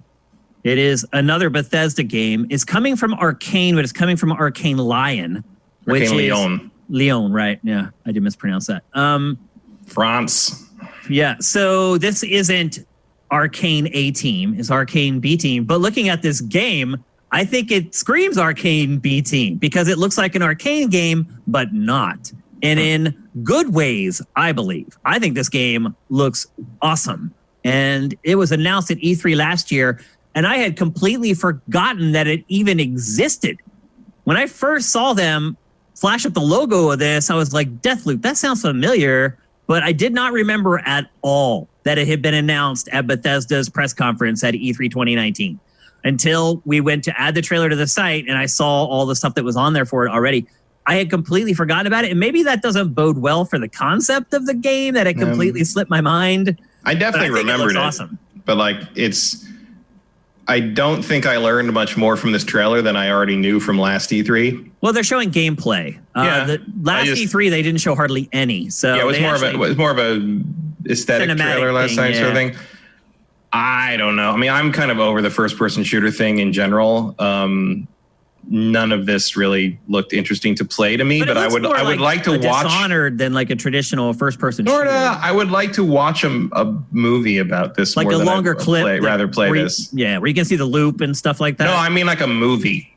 Like take the concept and make a movie out of it. Well, like, I'll tell you what. I don't care about playing this game very much, I don't think. So the guy who gave me my start in this industry when I got my job at GameSpot, fresh out of college, way back when, was Joe Fielder. He was the EIC of GameSpot at the time. Great dude. I owe him my whole career to him, and I still thank him for it.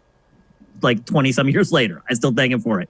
And he wrote this game. So, yeah, I didn't know it either. He had been working on it all along, and when this trailer was released, he finally shared that I wrote this. And he was very, very excited to see responses like yours, because you're not the only one who has that opinion of this game, of this world's awesome, these characters are awesome, the writing is great, there needs to be something more from this IP that stretches beyond interactive entertainment.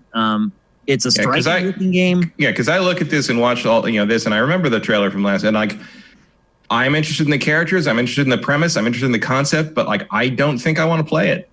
Like, yeah, so the basic maybe I'll watch someone play it.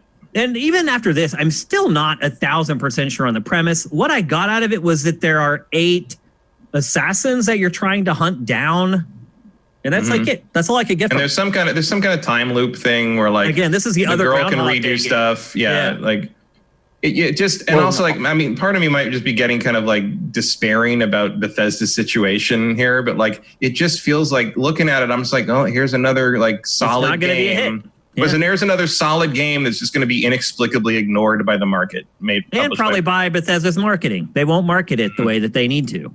But I am excited for this game. I think it looks great. I think it looks better now than it did when I saw it back at E3, obviously, because I didn't even remember it. You guys are missing a big element, though, of this game, is that there are 2 players. One player is meant to stop the assassin from assassinating the 8 people, and one is attempting to assassinate the assassins. So I'm similar with Matt. I don't, this trailer didn't do much for me, to be honest. Like the first one didn't do much to start, and I just want to see how this works all together with the elements of the second person, because with that second person, it can either ruin the experience or make the experience better. And you can either do it online, or they'll have a computer player control the second person, and so I want to see that first. I thought the combo gameplay looked awesome. I don't know how much you've watched it or how many times you've watched it, but I thought the parts that actually showed the combat looked freaking awesome, because it was combining more traditional shooting elements with some of the crazier stuff from games like Prey and Dishonored. But when you add a second person to that element of stopping you, I'm curious on how flashy you really can be. Like, because you can't just go out in the crowd and start doing all those moves if someone's in the corner trying to assassinate you, like to stop you from assassinating these guys. So I don't know. I just have to see how it works all together. It needed one of those fake Ubisoft gameplay demos. Yes. Where they have the fake commentary, and they have like the one person talking that's trying to kill the assassins, and the other guy who's trying to stop him. Like, they needed that for this game for sure. I mean, I agree with Mitch that like like I got that there's 2 players working against each other in this, and it's just like that's sort of the catch to me, is like that could get irritating real fast. Like, and like that's why I say I'd rather just watch someone else play it. Is sort of like, the other problem with asymmetrical games is they often struggle to get all the roles right so that they're fun to play. So like Resident Evil Resistance. After I had kind of finished playing the campaign and played through as just like, I started playing like the Ringmaster to see what it was like, to see if it was actually fun. And it was a freaking nightmare. There was nothing fun about it. It was all broken and weird. And I think that's a problem a lot of asymmetrical games have, is there always ends up being one role that just isn't as fun as the other ones.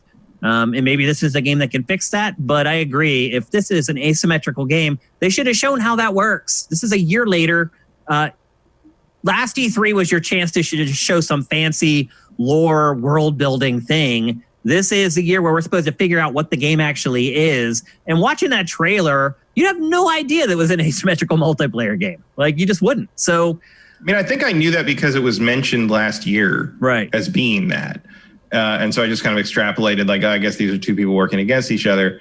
I mean, we might find it out at the Game Awards. Who knows? You know, like I don't know if this is supposed to be this year or not, or if it is supposed to be this year, whether it even make this year. I think this is another PlayStation exclusive, timed exclusive for 2021. I believe. I'm not 100% sure. I can look it up really quick. Yeah, I'm not sure either, honestly. I wrote all this stuff, or I added these notes for most games. I think at the end, I just stopped paying attention. I forgot to add it for the last few games for some reason. One. I did. I liked a lot of the games in this presentation. Next up, a game that we cannot show you. In fact, we can't show you the next two games because they are Capcom games. And Capcom has decided to copyright protect the trailer for Resident Evil Village. I just, at this point, I don't know if you guys have watched Sifted HQ, today's episode, but I finally let loose on YouTube after literally years of stuffing it. I finally just couldn't take it anymore. And it's not even just unleashed. It's not even just YouTube's fault. This is Capcom too. Capcom protected the trailer for Resident Evil Village and one other game that we're going to talk about in a second. That is one of the most short-sighted. I can't comprehend it. Anyway, well, this stuff is like out of control. Like, I don't know if you saw a couple weeks ago when Sony put up the Last of Us 2 trailer, and it almost immediately got taken down by a copyright strike from Sony. Like from Sony itself. Like they took their own trailer down. Strike. Yeah, that's how crazy it is, right? It's just bonkers. So anyway, if you want to see me really lose it over YouTube, go watch Sifted HQ. It's on the site right now. But anyway, we're not allowed to show you the new Resident Evil on GameFace. And we probably won't ever be able to because they'll keep copyright protecting everything until we are able to capture our own gameplay of it. We're never going to be able to show it to you on GameFace, unfortunately. So what I've set up is a pantomime session. We have someone very special back in the studio who's going to do charades with Mitch. Mitch, are you ready? Sure. I'm what? I'm so confused. What's going on? I'm joking, obviously. We can't show you any of it. We're going to talk about it briefly. What I would just say is that the game appears to be an homage to Resident Evil 4, at least trying to conjure up those similar feelings that Resident Evil 4 did. Would you agree with that, Matt? Yeah, somewhat. It's also just sort of very torturedly trying to work the Roman numeral 8 into the subtitle. Yeah, so here's another thing I don't get. Is it really called Resident Evil Village or is it Resident Evil 8? No, it is Resident Evil Village. They have said 8 is not said in the title. But it shows the 8 in the logo. There's an 8. So they specifically say that the 8 is not said, but it is the 8th game in the series because the Roman numeral contains within the word village. So there's never going to be a Resident Evil 8 then? Correct. This is Resident Evil 8. This is Resident Evil 8, but it's called Resident Evil Village, not Resident Evil 8 Village, like Biohazard. Again, really stupid again. Yeah, I don't know why they... What is going on with Capcom? They did it last year and called it 7 and called it Biohazard. I don't know why they can't just call this Resident Evil 8 Village. It makes I no don't sense get to it me. either. I don't get it either. They should call it Resident Evil 8. I will tell you, it will sell more copies if it's called Resident Evil 8 instead of Resident Evil Village. But a lot of anyway, people are not going to trust a Resident Evil that doesn't have a number on it. So, I mean, just typically when you have a number, that's your mainline entry. If someone's going to buy Resident Evil, they're going to buy the one with the number, not the one with the subtitle. So, well, I'm sure they'll do the thing where they've got like the VIL in a different color, like it is in the trailer, and it'll stand out like an 8, and people will see that. If because the only people you need to get that across to are the people that don't follow anything and just see it in a store, I guess. Yeah. I don't know, like. I mean, I knew that this is the direction they were going with it in terms of like, basically Resident Evil 7 again. I'm a little disappointed they're using the same character. Ethan. Yeah, I still haven't played 7, although I almost bought it for like $5.99 in the sale they did like during last week. But I just, like I said, like I don't know what it is. Like first person stuff is really just not my thing anymore. And like I didn't find what I played of like whatever demo or whatever of Resident Evil 7 to be particularly compelling. I'm not a horror game fan to much of a degree anyway. So like, I'd much rather wait for some of these Silent Hill takes than play this. I do like Resident Evil 4 a lot. So like, that is interesting to me, but like, God, I don't care about Ethan. Like, I really don't. The RE4 thing is it appears to be set in a European, fictitious European village out in the middle of nowhere. A lot of the characters in the trailer are wearing like the old timey slope caps. There's I mean, to the point that I knew what this was like 5 shots in. Like, I knew it was Resident Evil. Well, I knew it was Resident Evil when they showed the guy at the gate. That if you watch the live stream, that's when I say it's Resident Evil. And then like 10 seconds later, they actually reveal that it is. And then there's like an umbrella logo at some point. And like, I mean, the engine gets there. The engine, you can see it in the engine, to be honest. Like, I knew probably 3 shots in, I was like, this is Resident Evil, just by how the engine looked. But if you didn't know after that, you knew when the werewolf went off, because that was reported well before. It's been amazing, honestly, how many of the leaks from the past 10 months have been on the money. Like, almost all of them. Almost every leak or rumor that I have looked at and then did as much investigation as I could and decided that it was good enough to bring onto GameFace, almost all of them have ended up being true. And some of them eerily accurate. And all this information about this Resident Evil, by the way, was known like last year. There's a story on Sifted right now on the page for Resident Evil Village. If you go back and look, that shares everything. They knew it all like over a year ago. And I'm sure we talked about it on the show and we're like, it could be true. It was right. Like a year ago, they knew what was going on. So I'm excited for this. RE4 is my favorite Resident Evil. So anything that even has a hint of that vibe to it, I'm all over it. I liked Resident Evil 7. I actually really enjoyed it. And I personally, I know a lot of people will probably disagree with this. I'm glad they're getting away from the whole zombies thing. Like, I've had enough. It's a little weird that this is it almost seems like this is turning into like Resident Evil Transylvania, because it's like they've got like a witch and they've got a werewolf. It's like all that's left now is like Frankenstein, and you have like a 50s like horror movie. So that's a little bit weird, but I'm ready to move on from zombies after playing all these remakes of 2 and 3 and having just played Resident Evil literally for 20 plus years.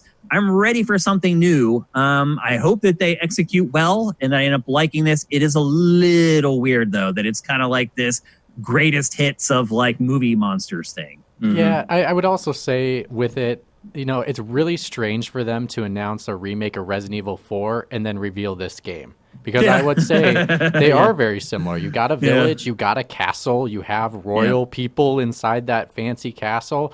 So I don't know. By the time of the end of the trailer, I was like, oh, this will probably be a fun game of whatever it is. And then realizing it's Resident Evil, my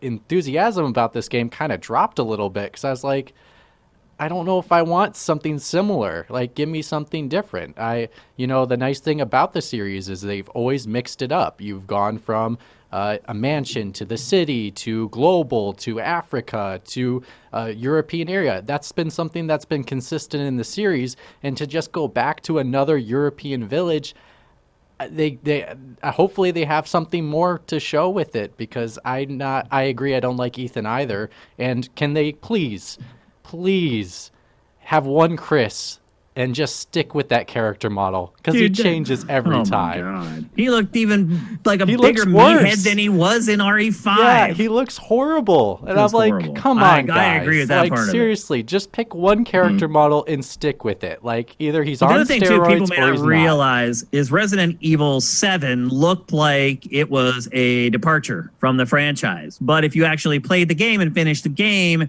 you realize that is actually not the case. It actually does take place in the same universe and blah, blah, blah. Well, and also he looked younger. So that's a little bit of a spoiler. I'm sorry if no one's finished it, but well, also when you saw his face, he looked younger. So you could almost think of like, oh, is this a prequel? But no, it's a sequel. And then now in this one, he looks older again. And I'm like, what? Come on, guys, stick with it. It is kind of bizarre how often Jill and Chris change facial features. Yeah, I don't understand it. It's like, they are who they are. Shouldn't they look the same? Like, I don't get it. I don't know. Like, early on, I thought it might have been some kind of Well, early on, I thought it might have been some kind of like reference, because they originally kind of looked like the live action actors, and I thought part of it might be trying to make them look different so they didn't have to run into like royalty or licensing, like appearance licensing issues.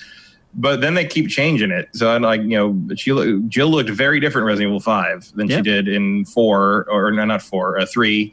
And then like she looks different in 3 remake than she did in 5. And like I don't know what they're settling. Chris I wouldn't even know that was supposed to be Chris Redfield when he showed me that trailer without me knowing that. Yeah, without knowing what happens in 7. Like both 7 and 8. Until he said his name, I'm Chris. I'm like, who is that? Yeah, I had no clue. No idea. I think he's just meathead. I thought they'd finally given Hunk a face at first. Yeah, that's true. I think the only thing that, they, with this trailer that they've done well with the series is at least they bring it back to science usually in some capacity. So like doing werewolves, it works. Like it could be another virus type that makes you grow fur and have teeth and have claws. Yeah. So as long as it makes sense with the science, it will make sense in the universe. Yep. Next up, another game we can't show you. Another Capcom game. They also copyright protected this one for some unknown reason. They don't want people to know about their games, apparently. This game is called Pragmata. I'm not sure which is the correct way to pronounce it. I think Pragmata is probably correct because I think it's a reference to Stigmata. This was also one of the very strange games that was in this press conference. It is like I don't even know how to describe it. It looked like a Kojima game to me, to be honest with you. It had some Kojima vibes. Like, I don't think we really know anything about how it plays. It's just a cinematic trailer. Yeah, they just... It's basically like the guy, the main character in it reminded me of the Dead Space armor. Yeah, or the Moon Man from MTV. Sure. I thought it was the Moon Man from Kojima's company's the company logo. Guy. The logo. Yeah, I thought it was him. The other thing, though, on this, it reminded me of the Capcom game that never came out when they revealed the PlayStation 4. What was it, like Deep Down or something like that? Yeah. So will we ever see this game? No, Deep Down was like traditional like Dungeons and Dragons fantasy. Right, but it was a game that was announced that never came out. And this could be a similar situation. I think this one will, because they already put out like an extended version of the trailer. Like that never happened with Deep Down. Like it just kind of went away. It's got a long way to go, though. Yeah. 2022. Yeah, it's not coming through until 2022. Deathloop, is this a PS5 exclusive? I can't remember. I think so. I think it was labeled. Deathloop is timed for PS5 PC this holiday. Okay. Pragmata is PlayStation, Xbox Series X, and Windows. It's everything. So multi-plat. Is it not timed at least for PS5? I might bet it probably is. Doesn't say anything. Okay. But who knows? I mean, it's got plenty of time to be that. Another one of those everything but Switch deals. But you guys noticed... there is going to be a lot more common here once we flip to Generation 9. Yeah, the one thing, though, about this trailer was it really didn't... you really couldn't tell that he came out of the inside of the moon when he was looking at the planet. Like, you had to really look for it, and I felt like you should really show that off because you wouldn't know how he got to the moon. Like, it was just really weird. And Wizard came from the moon. Yeah, I mean the whole thing is weird. The whole trailer is bizarre and odd. But I like a little bit of that. And Japan I think that's the point. Yeah, Japan usually supplies that, and they did. So we don't know much about it. We can't show it to you, unfortunately. And my guess is we probably don't hear much more about it for quite a while because it is still like 2.5 years away. So it's time to wrap it up. The last game from the software section of the PlayStation 5 blowout, I think a lot of people would argue probably their favorite or their most anticipated, Horizon Forbidden West, not Horizon Zero Dawn 2, even though the fact that it is a direct sequel that picks up right after the first game. Kind of surprised they didn't call it Horizon 2, going back to that discussion, how we talked about how numbers catch people's eyeballs. Well, there is a little numeral, Roman numeral 2 in the logo. Yeah, I saw that. Yeah. It's like in that bar between Horizon and the bottom. I noticed that when I first saw it, but they're not calling it Horizon 2 : the subtitle. It's just Horizon Forbidden West. So they haven't focus tested everything yet. You never know. One thing I would say, really long trailer. It's like several minutes long. Most of the trailers, as I said, were like a minute or less. Just kind of gave you an idea of what the game was about. This one really blows it out. And I think probably it's because the game's, I'm guessing, done or near done or was done or near done for PS4. And so they already know what the crux of the game is, and they're just getting it up and running and looking good on PS5 at this point. Which game do you think looked better, Matt? Do you think that Horizon looked better than Ratchet? In places, I think it certain did. scenes, like underwater stuff. Yeah. Like there's, it's just like you said, it's different elements of this are going to show off next gen better than others. Like you're not going to see a thing that exemplifies it all at once. You're going to see little flashes of like, oh, that's better than anything we've seen on a current gen system. Mm-hmm. I think the underwater stuff was that. I think the scope of some of the areas was that. I think you could definitely see the improvements to the engine that was made over the course of Death Stranding's development. Like clearly that helped a lot. Yeah. The one thing I think was disappointing was, obviously you're going to have new reveals of new mechanical monster dinosaur things. And their big reveal monster here was basically a mechanical mammoth that like walks by and roars, which is cool. But it's just a robo elephant, and like it's kind of like the thing where it's like you used the T-Rex already in the first game, so you had to make do with a mammoth. Well, I mean, there is another dinosaur. I can't remember the name of it that actually is bigger, stronger, more powerful than the T-Rex, more dangerous. I can't remember his name though. There's not really. There's the Spinosaurus, which was used in Jurassic Park 3, which is longer than the T-Rex, but it was like a more of a, probably not a vicious hunter. It was a fisherman. Is that the one that looks like an alligator a little bit? It has an alligator jaw and it has a sail on its back. Yeah. And it also, could the probably hawk was pretty dangerous too. So the hawk did. I mean, I'm sure those are all. I like that.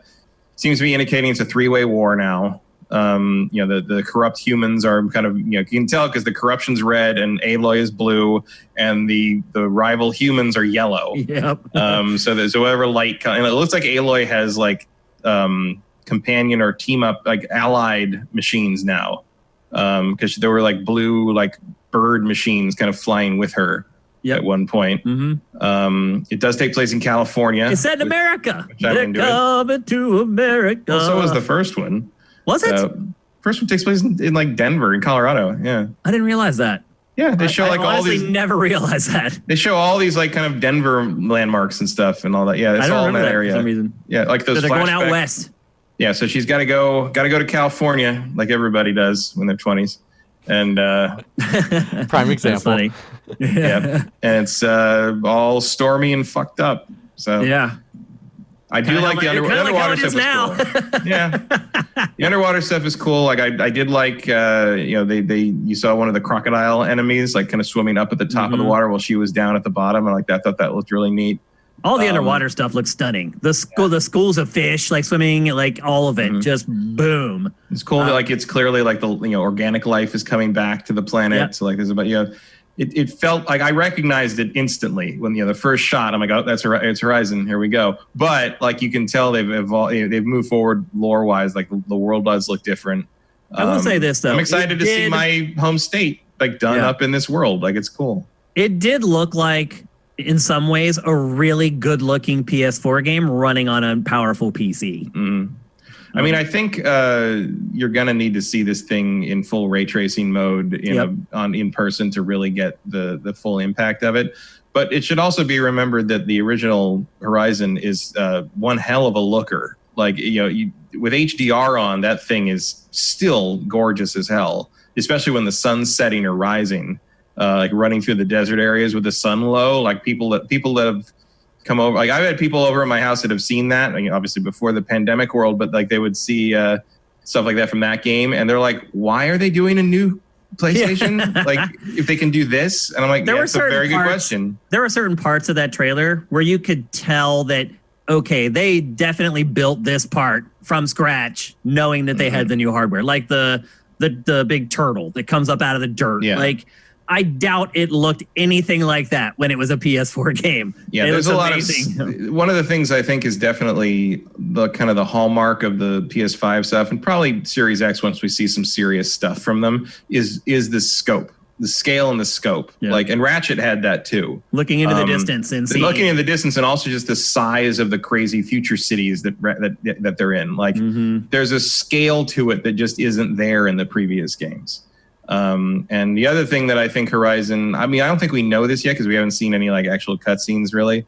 The main thing that needs to be improved and worked on from the first game is lip sync and facial animation. Because they all kind of look a little robotic. Yeah, that was a big. Everyone, I think, had an issue with that for sure. So I'd like to see them like really nail that, but obviously that wasn't the focus of this trailer. Yep. Mitch, what's your take on what we saw of Horizon? I mean, it was everything I was thinking it would be and more. You know, the underwater element, I wasn't expecting them to go that route. Yeah. We'll be curious on how they handle combat with that, because it looks like the alligators can move pretty quick. And you're a person, so you can't move very fast. And what weapon are you going to use? You can't shoot. But she has that weird scuba thing on too. Well, yeah, the rebreather. But like, what will you do for combat in water? Because you can't shoot your bow and arrow, or maybe there's an attachment of some kind that'll let you. I don't know, but it's just. Or maybe you can't fight in water, and it's all about just stealth and avoiding enemies. It could be some of that, but I also think that I think controlling the other machines is going to be a very big focus in this game. So my guess would be that in water, you are reliant on your machine buddies. Yep, or riding on one to like move around, and then you could shoot them in that process. Yeah. But what about like a mechanical hippo? You can laugh. Hippos are the most dangerous animals on planet Earth. They really are. No, but you make a good point. They kill more humans than any other animal. No, you do. You do make a good point of like, they're like, badass. I didn't expect. I completely forgot you could do a turtle, and when I saw the turtle, I'm like, oh my god, that's cool. They're going. There's so many more creatures you can do with aqua life now, because in the past game that wasn't really an option. It was just marshes and swamp. Wait till they reveal the Mecha Megalodon.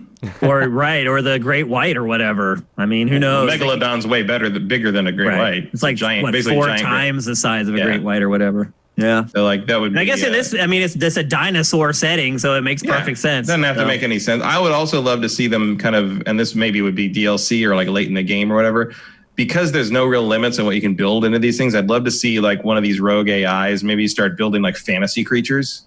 Like dragons and like unicorns and like crazy. Just go crazy with it. Like you don't have to stick to real animals. Like the thunder jaw is clearly not based on anything real in terms of like what was alive when the world ended. So go nuts with it. Yep, for sure.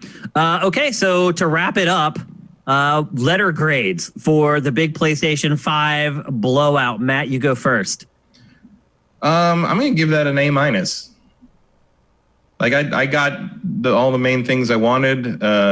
Nothing was a real big disappointment except maybe that destruction thing whose name I've already forgotten again. And like we'll see how they spread these things out and whether they can sustain a full post-launch year of releases. But I would say I liked almost everything in here, and it was definitely a more robust showing than Microsoft has managed so far, and I have a feeling might be more robust than they're going to be able to manage next month. So I think Sony did it pretty good. I mean, and we even got to see the console. So all we could have asked for more would have been price and release date, and I'm sure that's coming. The point of this was games, though, and that's fine. Mitch, I'm going with Matt with the A-. I mean, vast majorities of these games, if they were coming out year one, which a lot of these are, if one of them or maybe a couple of them were coming out, it would be a good year for PlayStation. And the fact that a lot of these are coming within 18 months, that's really good, and that's really good for the console. And they have a wide variety of types of games, so there's a little bit of something for everybody, and it just stands out. I mean, I'm interested to see what Microsoft will be able to answer, because this is the bar. Like, this is the bar. Can they match it? And that's going to be the most interesting question going into July. If I was getting one system, I would have definitely leaned over to PS5 after this presentation. Oh, yeah. I mean, I guess I should get my just Spider-Man alone. Yeah. I mean, that's a system seller. Yeah. Yeah. My letter grade is A, flat A, not an A-, an A. And if it's probably the best console debut I've ever seen. I can't think of another one that was better. And I don't want to give an A+ because I want to leave that grade there for the opportunity for someone to top it. But dude, we just talked about it for 2.5 hours. And overwhelmingly positive. I don't think we're going to be able to even get through the rest of the topics in today's show if we want to do a Q&A. So the fact that we just talked about, we did like 8 topics in the episode where we talked about like the Xbox debut. The fact that it buoyed an entire episode of GameFace. The proof is in the pudding. I mean, Bug Snacks, whatever. Like, but look, Mitch liked it. Bug Snacks is the one most likely to have pudding in it. Yeah. But look, I mean, I think that's a throwaway. Mitch liked it. I mean, and so I don't think there is anything in this. Maybe Godfall ultimately ended up being the one big throwaway. I don't know. Like, it was just great. And again, it was the first time I saw Generation 9 with my own eyes. Really saw Generation 9. What we're going to be playing for the next 5 to 7 years. I just can't think of any way that Sony could have improved it realistically. Now, you could say, well, what if they showed God of War and like 8 other? Oh, of course. Yeah. If they showed 20 first-party games, it's going to be better. Realistically, they showed 4 of their biggest IP at the reveal event. That's huge. And this event was an hour and a half. It was not something very short. I mean, they didn't have time to bring out God of War. That means something. If they don't I don't know how you do it any better is my point. So I am going to give it the highest letter grade that I feel like I can give it and still leave the door open for it to be topped one day. So I'm giving it a flat A. Amazing work. I don't like the design of the console all that much, but I don't really care either. So I'm all in. If I had to buy one, just like Matt, is PS5 all the way. I don't know if there's even a way at this point that Microsoft could win Generation 9. I just don't. The only way is if the PS5 ended up being $700 and the Series X ended up being way cheaper. Halo better Sony be has good. too many built-in fans. There's too much momentum from PlayStation 4. I just feel like everything's going to play out almost exactly the same as this generation we're in right now, except for it's not going to take Microsoft making a huge mistake for Kinect for it to not do as well. It's just the way it's going to be. Because I don't know how you get me excited about Halo after this. I don't either. Like, I don't want to be like making up my mind already, but it's like Microsoft better going to have to look damn. Microsoft better have some stuff that I don't already have an opinion on, I guess. And not in the sense that I have an opinion on what the game that's not out yet, but I have an opinion on because I played like 6 of them already.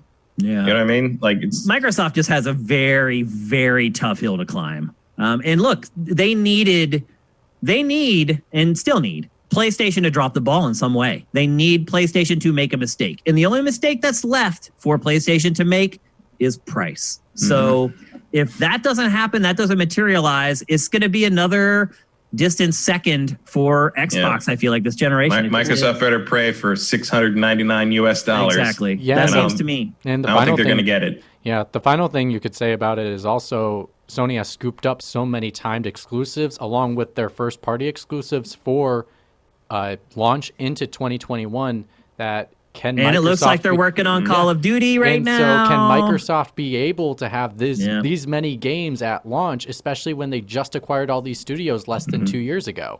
Can they that's do what that? They're going to have to lean hard on those acquired studios, and I just don't think any of those games are going to be ready in time. Yep, I don't either. Okay, we got to stop though because we have 4 more topics, and I don't see any way that we're going to get through them. We're going to try. I'm going to try as the host. I'm going to try to get us through 4 topics in 15 minutes. We'll see how that goes. First up, WB Games is for sale.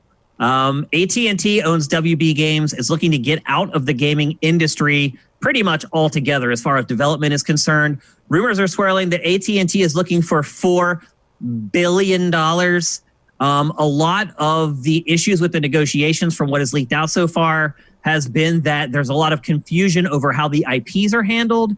Whether if you buy WB Games, if you're actually getting the license to stuff like Batman or the U.S. publishing rights for games like Cyberpunk, all that kind of stuff. Which, like, with that price tag, you better. You better. Exactly. Like, I mean, Rocksteady's a great company. WB Montreal does solid work, but if you're paying that kind of money, you better get them making Batman games. Like, that's...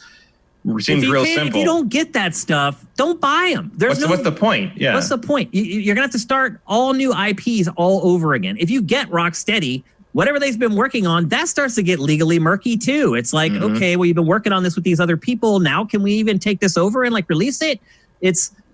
That is an insane asking price for WB Games. A publisher that, if it's lucky, releases 1 game a year.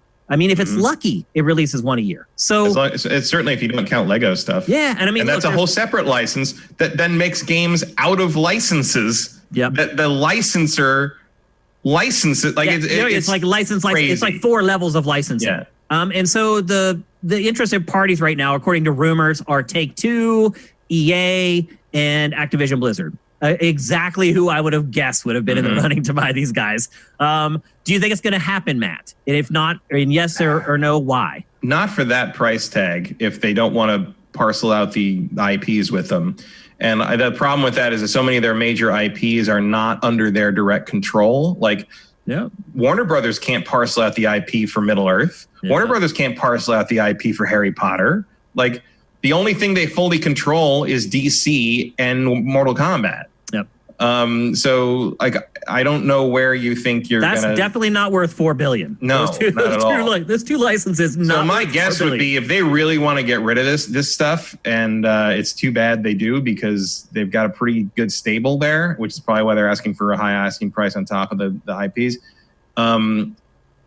I feel like you're going to have to end up just sort of dropping the price drastically because you don't want to give up control of those IPs, or you can't convince the licensors to go along with you without a cut of the pie, which might be why they want such a high price because they know they're going to have to pay J.K. Rowling and Saul Zaentz and the Middle Earth license and the Tolkien estate a bunch of money to get this stuff transferred over.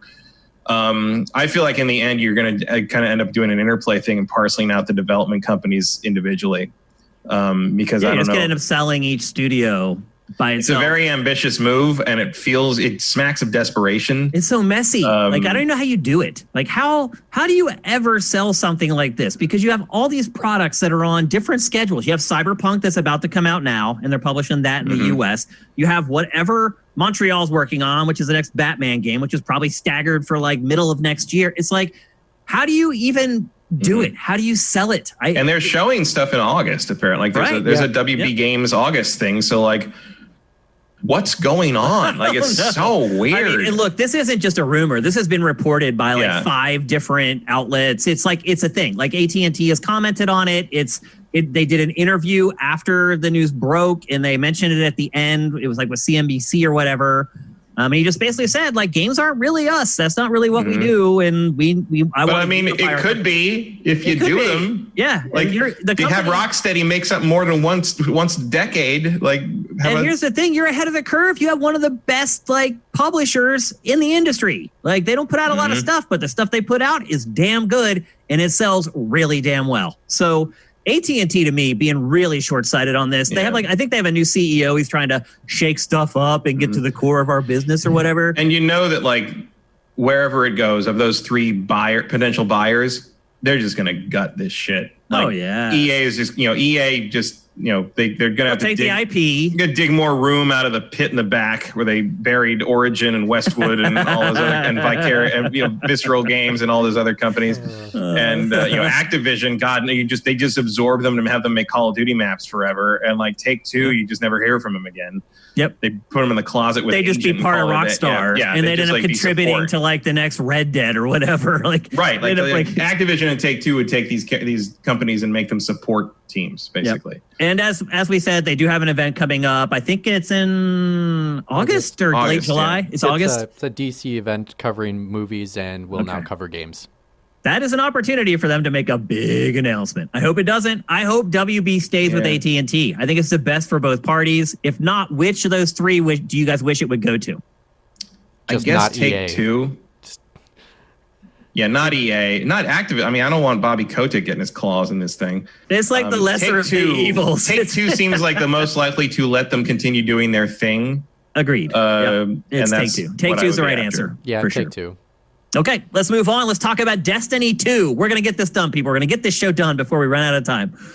Destiny 2 has been conspicuously absent, or was conspicuously absent, not because of Destiny 2. A lot of people were counting on Destiny 3 being a thing at the replacement E3 events. As it turns out, that was not the case. And Bungie has supplied us with the reason. And the reason is Destiny 2 is going to run until 2022. Let that sink in for a minute. It's horrible. So they just released an expansion. literally just like that day, they released the latest expansion. It's called Season of Arrivals, and that runs until September 22nd of this year. And then they kick off Beyond Light, which runs until for like the next year. And then they have 2 more DLC releases after Beyond Light. Basically, Destiny 3 is going to be DLC for Destiny 2. Yep. And the only information they gave about next gen is that, in fact, Destiny 2 will run on next gen and it will run at 60 frames per second. That is Destiny's Generation 9 contribution, 60 FPS. Cool. So I did actually load this up the other day. Oh, you did? Which I hadn't in forever. And I am so confused by I finished the original campaign. I never played any of the expansion stuff. And I loaded this thing up and it threw me into this new story thing that I had to do before I could go do anything else. And then it was like a whole separate thing. And to go find the other like campaign content, I had to like Google it to figure out where I had to go to find it. Just researching this? And then like what? And then in September, apparently on September 22nd, like certain planets and campaign things will go away. Yeah, it's ridiculous. And come back maybe later. What are you doing? The lore's horrible. Dude, the lore is a disaster. It's so bad. Dude, I was trying to research to discuss this intelligently. I read all their official documentation, all their press releases, all their website pages. I did not understand a lick of it. It's like they're talking in code every time. And then the light shall bequeath upon the rock of your salvation. That shall then bring you to the brink of your own existence. I'm like, what are you talking about? What's in this? How many guns are there? How many I don't care about all this verbiage. It's crap. Like, it's become this thing that only the people who have continued to play it since it launched get it. And to me, that's a huge mistake. I liked Destiny 2 at launch a lot. We both did. Mm-hmm. They have completely left me in the dust. It's like I never even played the game and I spent like 50 hours with it. It's bizarre. Well, here's the kicker to that. Once I finally found all the older campaign stuff, because a couple of the newer expansions, you just have to go to a specific location and it'll start up. But like the original campaign, I think the first 2 expansions, you have to go to the woman on the Citadel who runs the spaceships, who sells the spaceships. She will give you for free 3 things that unlock the old campaign missions to play. And when I unlock, I've played the campaign, the original Destiny 2 campaign. It was pretty good, but not according to Destiny 2 now, because I guess I gotta play because the thing, like you get the thing and it says like, oh, all this stuff is empty. It's not replays, like it's not literally unplayed. So I guess I got to do that again. Oh, God. I mean, it's so weird. Confusing. It's Destiny 3 is not. Let's be honest. Destiny 3 is not coming until like 2023. Do we? I don't think there ever will be a Destiny 3. I think you're right. I think this maybe you're right. It's going to be a continuing platform, in part because they don't have a publisher that can put out a retail release. And then maybe eventually they do the World of Warcraft thing where they just completely revamp the world. But the thing, I mean, they're already kind of doing that to some degree. Like the thing that gets me is like the fact that they're taking content away periodically because they say it's just too much and too big to like continually curate. And I'm like, EverQuest has been around for 21 years and you can still play every single expansion they've ever added to that thing. Yep. And I know it's not the same to compare like a bare bones MMO that's been around since 99 to like this big shooter. But what's the harm in just leaving it there? Like, why can't you just leave the campaign content there and like not do events on Mars for a while? Like, it's so weird and it's so confusing. And I can't even imagine what it's like to play this game for the first time. Oh my God. How overwhelming if you haven't touched it before. It's just... Well, a lot of people just found that out on Stadia. Destiny 1, and that's even like a lot. Yeah, it is. Like they added, there's a bunch of new quests and kind of go to the quest section to see like all the objectives. Yeah, I've played Destiny a lot. Like I've played between Destiny 1 and 2, I would say I have close to like 500 hours under my belt. And I looked at the quest list. I didn't understand what a single one of them wanted. They're like, go to the thing and in the back shore of this thing, collect the motes. It's what I'm saying. It's like that tirade that I went on. Like the words and the verbiage they use, it's just total garbage. It's the worst kind of like write like a person. It's the worst kind of fantasy novel. Like, we're just going to capitalize a bunch of normal words and call that our lore thing. Yeah. And it's just like... You're right. That's what they do. They just capitalize random words. The darkness, the light, the tower, the citadel, the council. It's just that shit over and over and over. Yeah. So I don't think I'll ever play Destiny again because I don't think Destiny 3 is coming and I'm lost. So I'm gonna try. I'm gonna tackle it because I want to play the expansion stuff. I didn't play Forsaken. I didn't play that stuff. So I want to get back into that and try to get through that before it all goes away in September. What the fuck? You just mentioned The Traveler. There's The Traveler. Yes. It's hilarious. It just goes on and on. It's everything really it shouldn't call it Destiny. It should call it Definite Article. Yeah. So anyway, that's the roadmap for Destiny 2. I think for a lot of people probably feel the same way. It's like they haven't played it for a while. They don't get it anymore. They don't know what's going on. It's bizarre. Like you want to sit down with them and be like, guys, what don't you get about? Yeah. Because what's so hard about it? It's like when you remember when Destiny 1 launched and everyone's like, did you play MMOs before you made this? Do you know what the state of the art is in this kind of game? And they're like, oh, we didn't want to play didn't one of the developers, was it Schreier or somebody report on it? Like one of the developers that worked on Destiny 1 was like, oh, we weren't allowed to reference World of Warcraft. Right. And it's just like, what? It's like making a science fiction epic in 1980 and not being allowed to talk about Star Wars in the development or about the internet. Yeah, it's crazy. So anyway, that's the latest on Destiny 2. I mean, look, if you have been playing Destiny 2 all along, you got to be stoked because there's just I don't know anyone. Tons and tons and tons and tons of content still coming. Yeah, you can't say they're not supporting it, but it's just true. As someone who was a big Destiny fan and played a lot, it's like, why does it not want me to like it? I know. I really want to jump back into this game and I played it for an hour and I couldn't figure out what to do. I didn't do anything. I literally didn't do anything. I got to the little story mission they force you into and I caught up on all the weird little things I didn't have yet. And I talked to everybody I had to talk to. And then an hour and a half had passed and I was too tired to go to any planet and do anything. And I'm like, and I haven't loaded it back up because it's just confusing. Okay, we got to pick this up because I am literally about to pee my pants. So, so tomorrow it is kind of E3 week. Last week was basically E3 week. Yeah, last week if E3 had happened, it was last week. And I will say this: now that we've gone through all these E3 events, I miss E3. Wholeheartedly miss E3. In fact, the new poll of the week that's up right now, we're asking for your take on that. Now that you've seen what E3 became without it, what do you think? Head there. It's in the header right now. Go and vote. To me, I miss E3 big time. These events, I feel like, have just been like watching paint dry. They've been terrible. I tried to watch them all, and I never make it more than 10 minutes. I mean, part of it is that I didn't get through the PC one. Part of it is I don't need to watch it because the way our admin works, as stuff is being published out on the internet, it just flows right into our admin. So I don't need to watch it to see what's happening in the show. If you sit there and you refresh, it pops into the admin. But I try to watch it because this is important for the industry. This is important stuff. Can we replace E3? No, I don't think that we can. I really don't think we can. These events have been dead boring. All of them are spread way too thin. There's not enough content to go around. There just isn't. So all of these shows end up just being indie game after indie game after indie game after indie. And I like indie games and I want indie games to be represented and they need a place for that. But now there are 8 shows of indie games when there used to be 2. And I don't know. I mean, the problem is every website got the bright idea that they would hold their own E3. And they all were full of themselves enough to think that they were the one that was going to get all the hot stuff. And all that ended up happening was none of them got the hot stuff because the hot stuff ended up in the PlayStation 5 presser.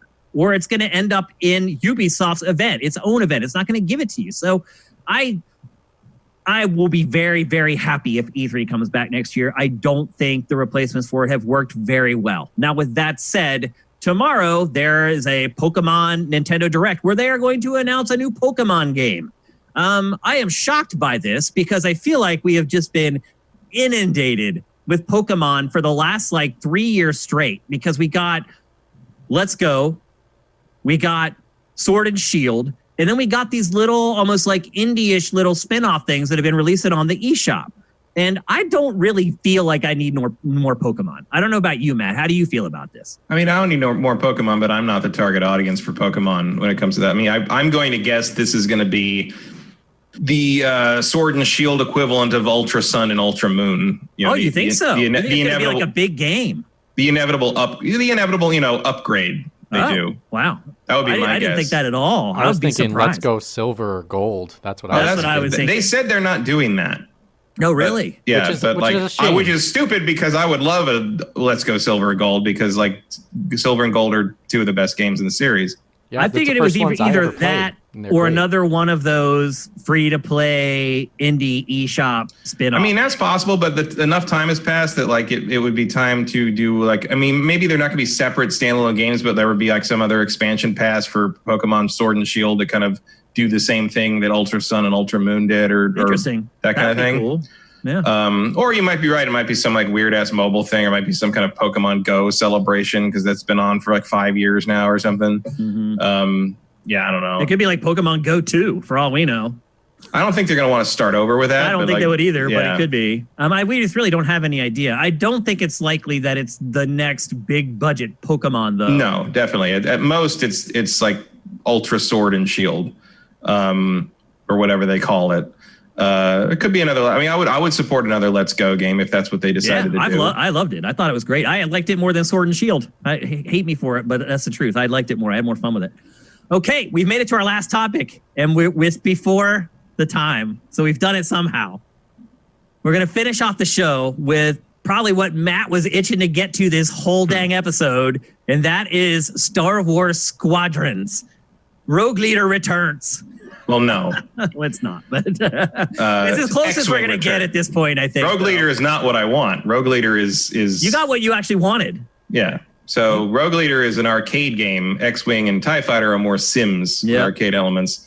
I was amused and slightly touched by how many people I know in the industry that were aware of what this is contacted me and said I didn't need to worry about anything. Really? They just proactively reached out to you? Yeah, well, I think because I did say on social media a few places, like, I'm looking forward to it. I just hope it's not fucking mobile garbage or something. Right. And I got like 4 or 5 people that reached out were like, just so you know. You're all good. You're not going to be unhappy. It's okay. And I'm like, I appreciate that everybody knows that this is so important to me that it was going to affect my mood over the weekend if I didn't get some reassurance. And I did, and they were right. Like what we see in this cinematic trailer is definitely more of what I've been looking for since 1990 goddamn 8. You have talked about this game, wanting this game since like the first episode of GameFace. Yeah, it's definitely like one of my dream. Like, what would you have them bring back? Yeah, TIE Fighter is one of my top 3 for sure. And we're, obviously we don't know a whole lot about like kind of the basics on things, but what are you reacting to there? So OCD Master in chat just said Amazon leaked the PS5 price, €500 for the standard edition and €400 for the digital edition. All right, $499. Huh. Interesting. See what US Microsoft's dollars, got. that's way less. I mean, if they convert it. Those prices are going to stay the same, though. I'm sure. I don't think they're going to do that. I'm sure, yeah. But Euros, that's pretty spendy. But the thing, so we're going to see gameplay on Thursday at the EA event. So we'll just have no more then. So VR. here's my full VR support. Which I think the most directed comparison here is that Rogue One VR mission they put out for Battlefront 1 on the PS4. Because it had very similar. It was a little more, rooted in the starfighter combat of Battlefront. But you were in the cockpit, you had the controls. They didn't really do anything, but it was a thing. The mission design was there. Like I could see how you can extrapolate an X-wing TIE fighter game from that Battlefront mission. So I think it'll be kind of a halfway point between that and the original X-wing and TIE fighter. The most important shot in the entire trailer is when the rebel pilots. She says. Diverting all power to engines, and it shows a shot of that's the TIE Fighter X-Wing like power diversion screen where it's between engines, lasers, and shields. And the TIE Fighters have like the old style radar on them. So clearly we are in X-Wing TIE Fighter territory, which is great. I'm sure it'll be streamlined beyond.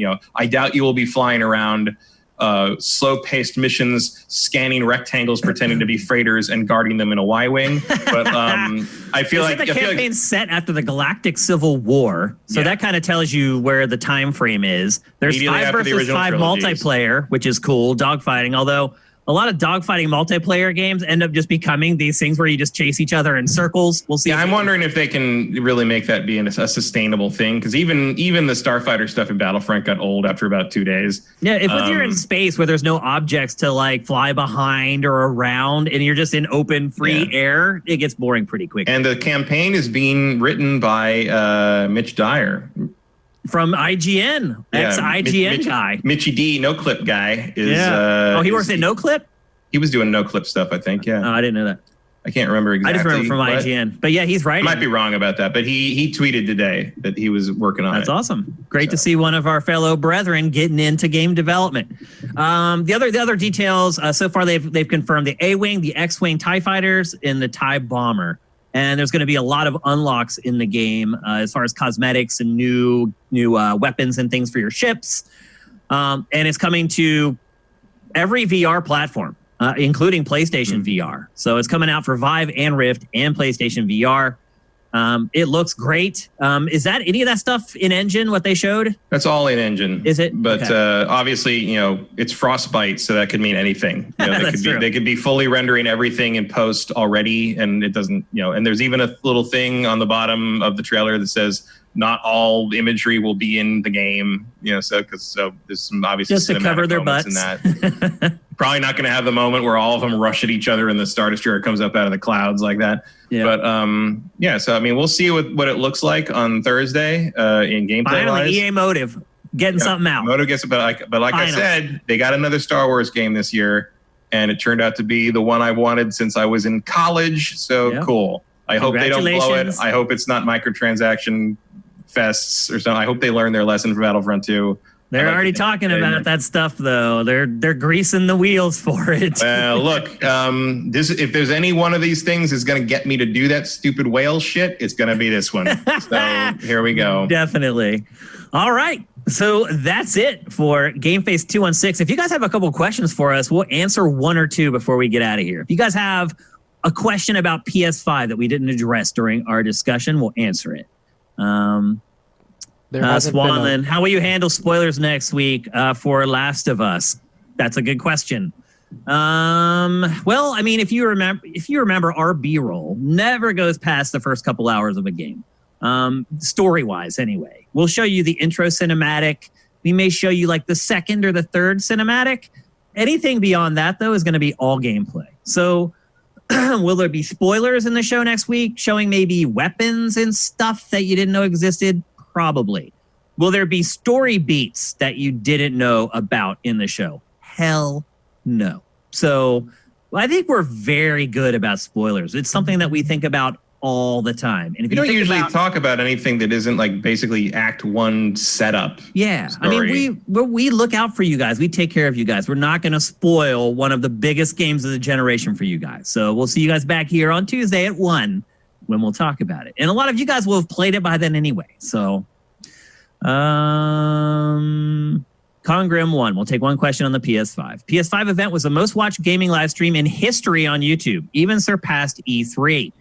I'm glad he's asking this. Did Sony make the smarter move by leaving E3? It seems E3 needs these companies more than the companies need E3 in the current digital day. I think I just said E3 like a billion times in one sentence. But anyway, he's basically asking, like, was Sony right for skipping E3? And I'll start, and I will say, no, they were absolutely wrong. Because on the day, and I did this on purpose, on the day that this stuff happened, that on Thursday, I went to every mainstream, huge news website. There was not a single story about PlayStation 5 on any of them.